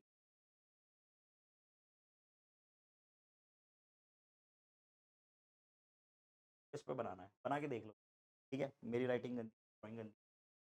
चलिए अगला, hydrogen atom from excited state comes to the ground state by emitting a photon of wavelength r is the Rydberg constant and quantum number n of the excited state। excited state से पूछ रहा है principal quantum number, और आपको देके रखा hydrogen from the excited comes to the ground state.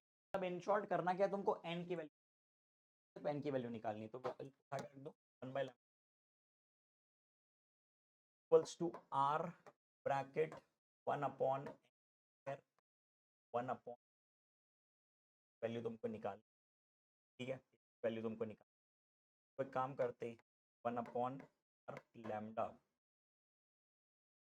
और इधर ले आते हैं, इसको इधर ले आते हैं, 1/n1 square equal to 1 minus, तो 1/, स्क्वायर की वैल्यू बन जाएगी 1 माइनस बाई लैम्डा, ठीक है।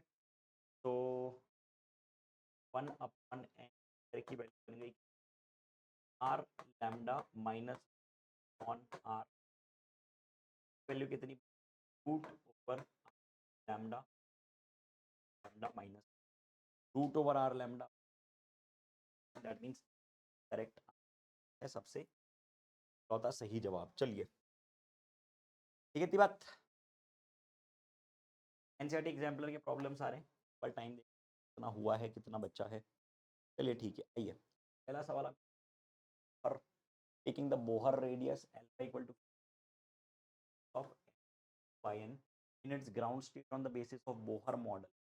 देखो किसकी बात चल कर रहा है, ये बात कर रहा है रेडियस प्लस टू, सिंपली वही बात है, equal to R not times of divided, और आपको देके रखा है कांस्टेंट यानी अल्फा नोट कांस्टेंट की वैल्यू तुम निकालना क्या है, तो निकालना क्या है, रेडियस निकालना है, तो आर नोट की वैल्यू देके रखी है, ये निकाल ही लेते हैं। मीटर मीटर में चल रही है बातें, स्क्वायर जेड है, और ये है पी, नियरली कितना आएगा ये 15 16 16 3 48 होता है, 17 कितना होता है 51 होता है ना, मतलब 17 18 के आसपास कुछ आ रहा है, मतलब this is only correct answer, ये अकेला इकलौता सही जवाब है। चलिए अगला सवाल तुम्हारे सामने आ रहा है, और ये क्या बाइंडिंग एनर्जी ऑफ हाइड्रोजन, रुक जाओ बाद में करेंगे, अभी हम लोग बाद में करेंगे, take the discussion.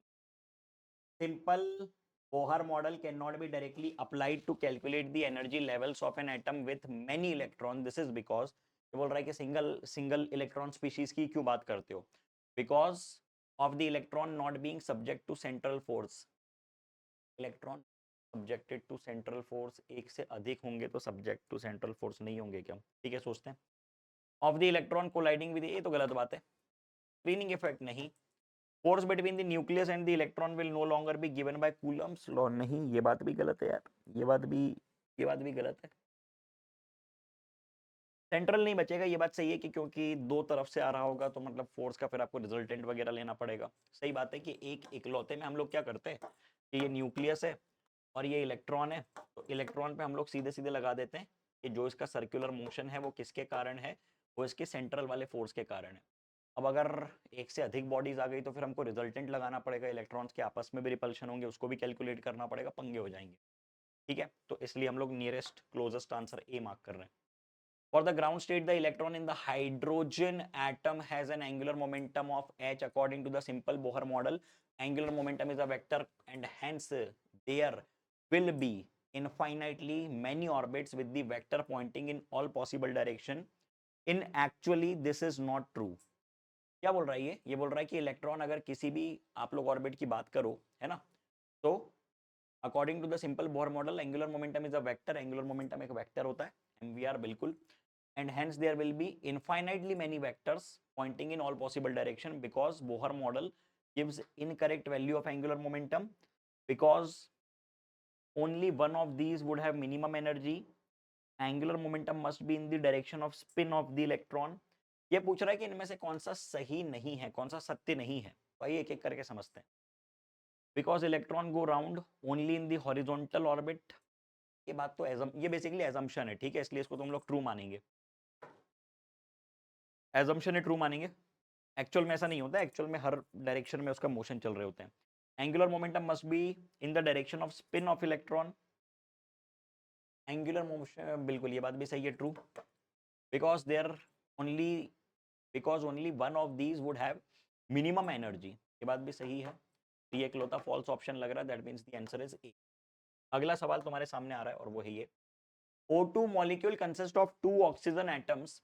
In the molecule, nuclear force between the nuclei of two atoms, O2 की बात चल रही है, is not important because the nuclear force are short range force, सही बात है, is as important as the electrostatic force, गलत बात है, cancels the repulsive force of electron, गलत बात है, it is not important because oxygen nucleus has number of neutrons and protons, नहीं, न्यूक्लियर फोर्स एक बहुत ही शॉर्ट रेंजिंग फोर्स होता है, न्यूक्लियस के भीतर ही वो निपट जाता है, तो दो अलग अलग एटम्स की बात कर रहे हो, एक का न्यूक्लियस का इफेक्ट दूसरे पे कहां रहेगा यार, कहां लगे हुए। चलो अगला, 2H atom in the ground state collide inelastically, the maximum amount by which their combined kinetic energy is reduced, हम लोग करेंगे अभी, रुक जाओ करेंगे, इसके लिए वेट करना है। Set of atom in the excited state decays, decay की बात नहीं करनी है यार, एडिशनल क्वेश्चन आ गए क्या कुछ, चलो ठीक है, एसर्शन रीजन है 4-5, उनको मैं भी आपके लिए छोड़ रहा हूं, हम लोग आ रहे हैं न्यूक्लियस पे। न्यूक्लियस का पहला सवाल आपके सामने आ रहा है, पढ़ो जरा, the set which represents the isotope, isobar and isotope, वैसे तो सिलेबस में नहीं है फिर भी मैं बता देता हूं, आइसोटोप की बात करें तो जिनकी टोपी अलग अलग बेस सेम है वो देखो, आइसोटोप टोपी अलग अलग बेस सेम, ये दिख रहा है ये भी दिख रहा है, ठीक है, ये दिख रहा है ये भी दिख रहा है, आइसोबार, आइसोबार मतलब कि टोपी सेम बेस अलग अलग, ये रहा, और आइसोटोन, आइसोटोन मतलब के a माइनस जेड की वैल्यू दोनों के लिए सेम होनी चाहिए, यहां पे देखो यहां पे दिख रहा है, that mean E is the only correct answer.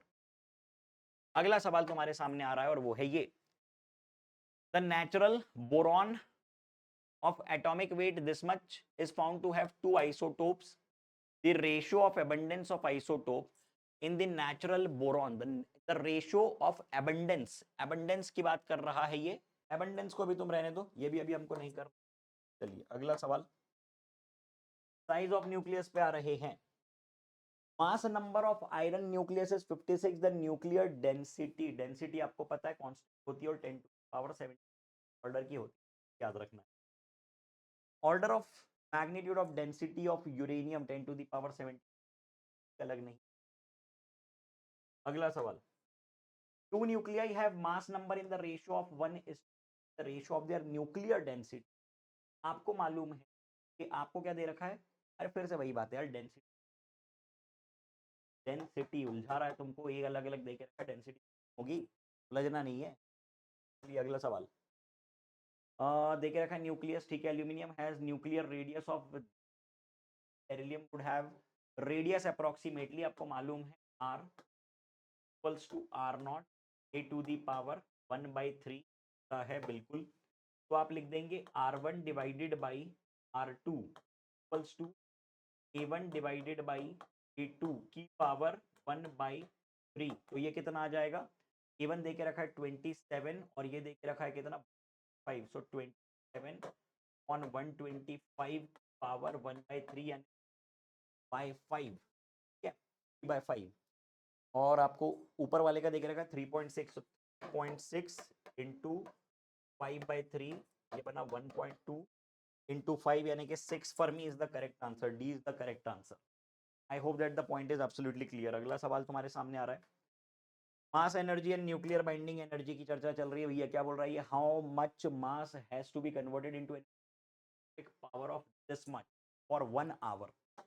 इतनी पावर आपको बनानी है 1 घंटे की. पावर क्या होती है पर यूनिट टाइम, ठीक है. आपको मालूम है तो आप लिख delta m times of c, ठीक. Delta m times of c square. आपको क्या निकालना है, आप इसको टाइम से डिवाइड कर दो. बात कर रही यानी 300 सेकेंड, 3600 सेकेंड्स. ये आपने एनर्जी का एक्सप्रेशन है. ये बोल रहा है कि how much mass has to be converted into energy to produce this much power for 1 hour. इतना पावर 1 घंटे तक अगर कोई सप्लाई कर रहा है तो बेसिकली एनर्जी कितनी सप्लाई कर रहा है. एनर्जी वो सप्लाई कर देगा. एनर्जी बन जाएगी power into time 500 unit power से 1 घंटे में सेकेंड. ये बन गई. इसको आप डिवाइड कर दो सी स्क्वायर से. इसको आप डिवाइड कर दो सी स्क्वायर से. 10 टू दी पावर 8 क्या जाएगा आपके सामने मास केजी में. और ये कितना बन जाएगा, ये बन जाएगा, बन जाएगा, बन जाएगा, ये बन जाएगा 31200 0 0, ठीक है. और 4 पंजे 20 बन गया 20 इंटू 8 पर गए 8 8 16, 16 में से 6 10 है ना. नहीं नहीं नहीं 16 ऊपर माइनस 16 प्लस माइनस 10 है, ठीक है. माइनस 10 है. एक बार कैलकुलेशन देख लो यार जरा. 8 और 8 16, 10 बचे. सही बात है ये तो. और ऊपर कितना आ रहा है 1 2 2 बढ़ आगे 4 0, आगे 4 0, 4 5 2 3 4 5 और ये पावर 5. तो 2 × 10 to the power -5 is the answer. आसान था, कोई बड़ी बात. क्लियर है. डन. चलिए चर्चा बढ़ा रहे हैं आगे. In a nuclear fusion reaction mass defect is this much, then the energy released in the fusion of 1 kg of mass. यार देखो सिंपल सा सवाल है. आपको बोल के रखा है कि मास डिफेक्ट जो है वो कितना है 0.3%. 0.3% दे के रखा हुआ है 1 kg का. तो मास डिफेक्ट निकाल लो पहले तो. 0.3% का 1 kg, तो ये कितना 3 to the power minus. Energy कितनी आ गई delta m times of c square. तो ये कितना बन गया डेल्टा एम यानी 3 power -3 square 9 into the power 16, 27 into 10 to the power 13 is the correct answer. ही is the correct answer. Clear है? चलिए अगला सवाल तुम्हारे सामने आ रहा है और वो है ये, पढ़ो जरा सवाल को। Equivalent energy of 1 gram of a substance, वापस से वही बात आ गई, डेल्टा एम और माइनस 9 पर 6 9 into the power 13, correct? सर्वा fusion of nuclei is possible because the binding energy per nucleon in them, fusion की बात चल रहा है, फ्यूजन की बात चल रही है, फ्यूजन की। कम बाइंडिंग एनर्जी पर न्यूक्लियन वाले फ्यूज करते हैं और heavy binding energy per nucleon वाले सर्टेन अमाउंट ऑफ मास के बाद वो फिर जो है फिजन उनका हो जाता है, टूट जाते हैं आपस में, ठीक है? This is because decrease with mass number at the high mass number. Fusion of nuclei is possible because the binding per nuclei in them increases with mass, low mass number गलत, decreases with mass at low mass number, increases with mass at high mass number गलत, decreases with mass at high mass number। Fusion fusion sorry fusion fusion मैं क्या बोल रहा हूँ, रुक जाओ एक मिनट। फ्यूजन की बात चल रही है, फ्यूजन मतलब स्प्लिटिंग, वो कब हो पाएगी?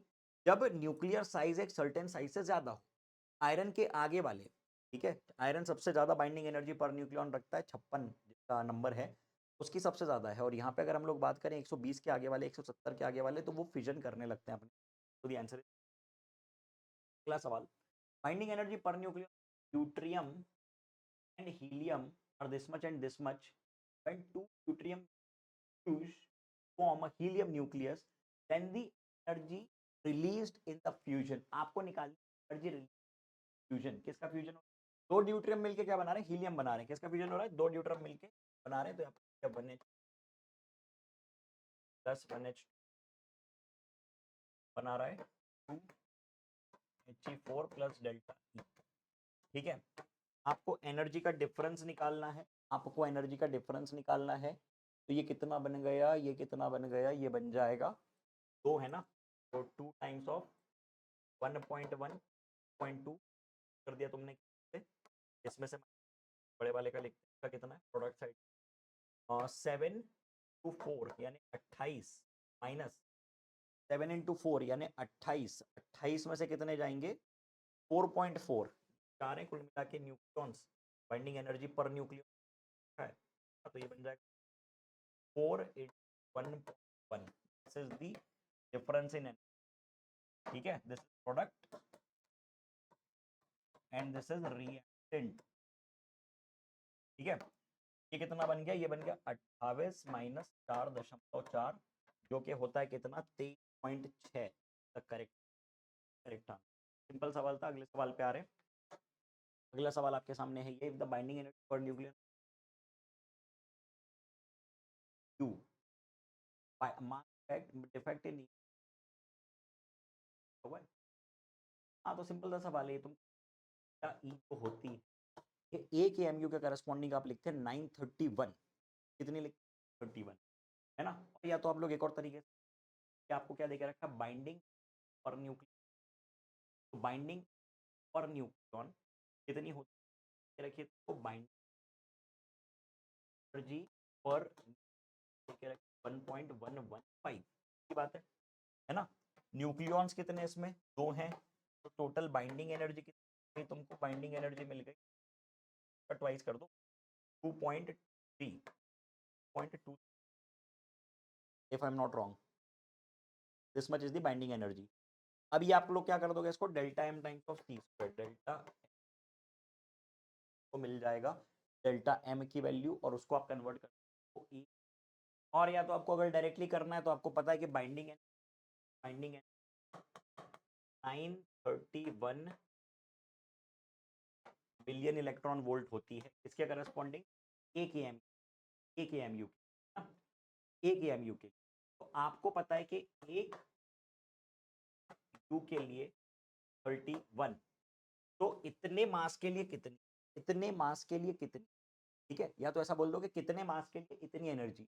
आपको एनर्जी देके रखिए 2.23 MeV, है ना? आपको एनर्जी देके रखिए 2.23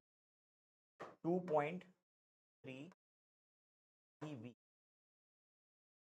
ठीक है। तो ये करस्पॉन्डिंग कितने मास के, ये कितने मास के करस्पॉन्डिंग, वो कैसे निकालें? 1 मिलियन वोल्ट एनर्जी के कितना मास चाहिए? 1 मिलियन वोल्ट एनर्जी के लिए, 1 मिलियन वोल्ट एनर्जी के लिए, मिलियन इलेक्ट्रॉन वोल्ट एनर्जी के लिए 1/931 EMU चाहिए। कितनी एनर्जी के लिए? इंटू 2.2, ठीक है। इसको कैलकुलेट कर लो, क्या आ जाएगा कितना, मतलब 0.002 समथिंग, क्योंकि 1000 से डिवाइड कर रहे हैं ना, तो 0.002 एक ही ऑप्शन में दिख रहा है बी ऑप्शन। दो में से किसी भी तरीके से कर सकते हो, ये मेथड से किया है। मतलब मैंने क्या बोला कि एक एमयू के करस्पॉन्डिंग इतनी एनर्जी, तो एक एमईबी के करस्पॉन्डिंग 1/931, तो इतनी एनर्जी के करस्पॉन्डिंग इनटू ये मल्टीप्लाई कर, सिंपल सी बात। चलिए अगला सवाल, light energy emitted by the star is due to breaking of nuclei, joining of nuclei, fusion होता है, बिल्कुल रिफ्लेक्शन नहीं, गलत बात। चलिए अगला सवाल, in a nuclear reactor the control rods are made up of krypton, krypton graphite plutonium नहीं, कैडमियम। हाँ बिल्कुल जवाब। अगला सवाल आपके सामने, the given reaction which of the following nuclear fusion reaction not possible. आइए जरा समझते हैं कि कौन सी पॉसिबल नहीं है। पहली वाली को अगर हम लोग देखें तो यहाँ पे नंबर ऑफ प्रोटॉन्स और एक साथ बैलेंस नहीं, 13 1 14 बैलेंस, यहाँ पे बैलेंस नहीं है। पहली वाली दिख गई कि ये पॉसिबल नहीं है। 6 एक साथ 12 13 बैलेंस है, 7 और 1 8, 14 और 1 15 बैलेंस है, 92 54 38 बिल्कुल बैलेंस है, 111 94 190 बिल्कुल बैलेंस है, ठीक है। मतलब सिर्फ ए वाली बैलेंस नहीं है, वो पॉसिबल नहीं है। If 200 MeV of energy is released in the fission of single nucleus of uranium, the fissions which are required to produce this much power, ये अब आप लोग सेम टू सेम सवाल है, खुद कर सकते हैं। This you have to try yourself, do yourself, ठीक है। चलिए, nucleus of mass number this much initially at rest emits an alpha particle होगा। Q value of the reaction is this much, then the kinetic energy of the alpha particle। और देखो particle कौन सा निकला, alpha particle निकला। Alpha particle का मास कितना होता है, 4 होता है। अब यहाँ पे आपको देके रखा है 220, ठीक है। तो 220 माइनस 4 ये है बचा हुआ मास, डिवाइडेड बाय 220 इनटू जो भी आपको देके रखा है 5.5 MeV। चलता तरीका आपने कंपेयर कर ली इसकी एनर्जी, जाएगा 216 बटा 220.5, यानी 5.5 से थोड़ा सा छोटा, जो कि देके रखा है 5.4, नियरेस्ट आंसर वही है, ठीक है। चलिए बहुत बढ़िया। तो देखें जरा कितना समय हुआ है, 1.25 घंटे का लेक्चर बना है ना, 1.25 घंटे का lecture.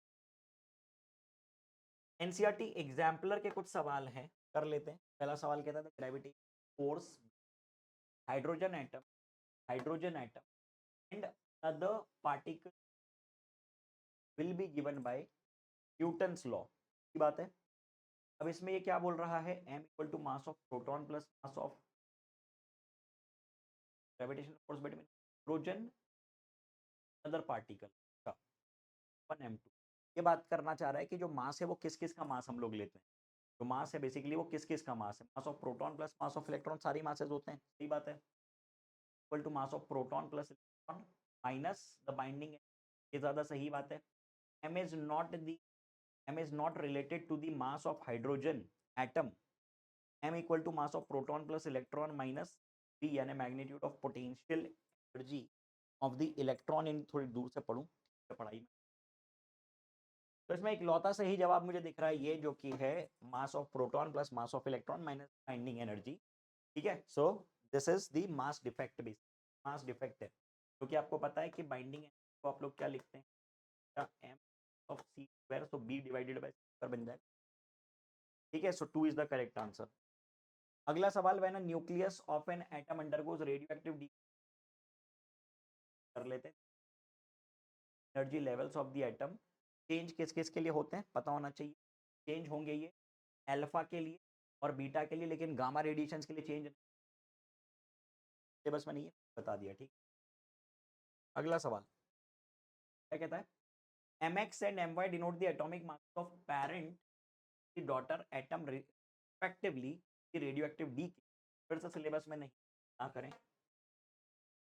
heavy stable nuclei have more neutrons than protons, ये बोल रहा है heavy stable nuclei have more neutrons than protons, this because of the fact that neutrons are heavier than the proton। इसका तो कोई sense electrostatic force between protons और repulsive, हाँ ये बात सही है, बात बिल्कुल। Neutron decay into proton through the beta decay, गलत। Nuclear force between neutrons are weaker than, नहीं नहीं नहीं, ये तो सबके लिए बराबर होता है nuclear force, proton proton proton neutron neutron neutron सबके लिए बराबर। तो the only correct answer is, I hope that the point is absolutely clear. चलिए ठीक है, चर्चा बढ़ा रहे हैं आगे। In a nuclear reactor, the moderator slow down the neutrons which come out in a fission process. The moderators use have light nuclei. Heavy nuclei will not serve the purpose because heavy nuclei purpose serve क्यों नहीं करेंगे? They will break up, गलत बात है। Elastic collision of neutrons with heavy nuclei will not slow them down. Elastic, बिल्कुल सही बात है कि हैवी न्यूक्लियस है, वो भी हैवी, और यहाँ पे ये जो न्यूट्रॉन्स आ रहे हैं ये भी हैवी, तेजी से आए टकराए तो उनकी स्पीड तो कम हुई नहीं, इलास्टिक कोलिजन हो गए, जैसे स्पीड से आए किसी दूसरी डायरेक्शन में उसी स्पीड से ट्रैवल करने लगेंगे, पर्पस तो सॉल्व हो नहीं पाया। The net weight of the reactor would be unbearably high, इतनी कोई बड़ी बात नहीं। Substances with heavy nuclear do not occur in the liquid और गैसियस स्टेट, ये भी गलत बात है। चलिए, सो द आंसर इज 2। अब कुछ असर्शन रीजन क्वेश्चंस हैं, कुछ मैं करवा रहा हूं, कुछ आपको खुद करने, ठीक है। Isotopes of an element can be separated by using a mass spectrometer, सही बात है। Separation of isotope is possible because of difference in the electron number of the isotope, ये बात गलत। That means the answer is 3। Binding energy per nucleon is nearly constant for the element in the range from 30 to 170, ये बात सही है, बिल्कुल correct है। Nuclear force between two nucleons fall rapidly to zero as their distances is more than a few femtometer, ये बात सही है और ये इनका सही रीजन है, तो A is the correct answer। चलिए अगला सवाल। Neutrons penetrate matter more readily as compared to the proton, neutron has no charge, सही बात है, रिपल्शंस वगैरह नहीं होते हैं, तो हाँ A मार्क कर सकते हैं इसका, क्योंकि ये दोनों सही हैं और इसका रीजन भी ये दे रहा है। Fusion of hydrogen nuclei into helium nucleus is the source of energy of all the star. In fusion heavier nuclei split into lighter, गलत, ये सही, तो आंसर इज सी, ठीक है। चलिए, तो कुछ असर्शन रीजन, कुछ भी नहीं, सब दे दिए मैंने आपको, है ना, सारे दे दिए असर्शन रीजन। तो चलिए, तो ये रिकॉर्डेड लेक्चर था आपके लिए, और अब आप मुझको बताना कि इसका क्या फीडबैक है, कैसा लगा आपको रिकॉर्डेड। अगर आपको सही लगा, अगर आपको टाइम सेविंग लगा, तो आप लोग बताइएगा, मैं और ऐसे लेक्चर रिकॉर्ड करके दूंगा। Okay, bye, take care, thank you.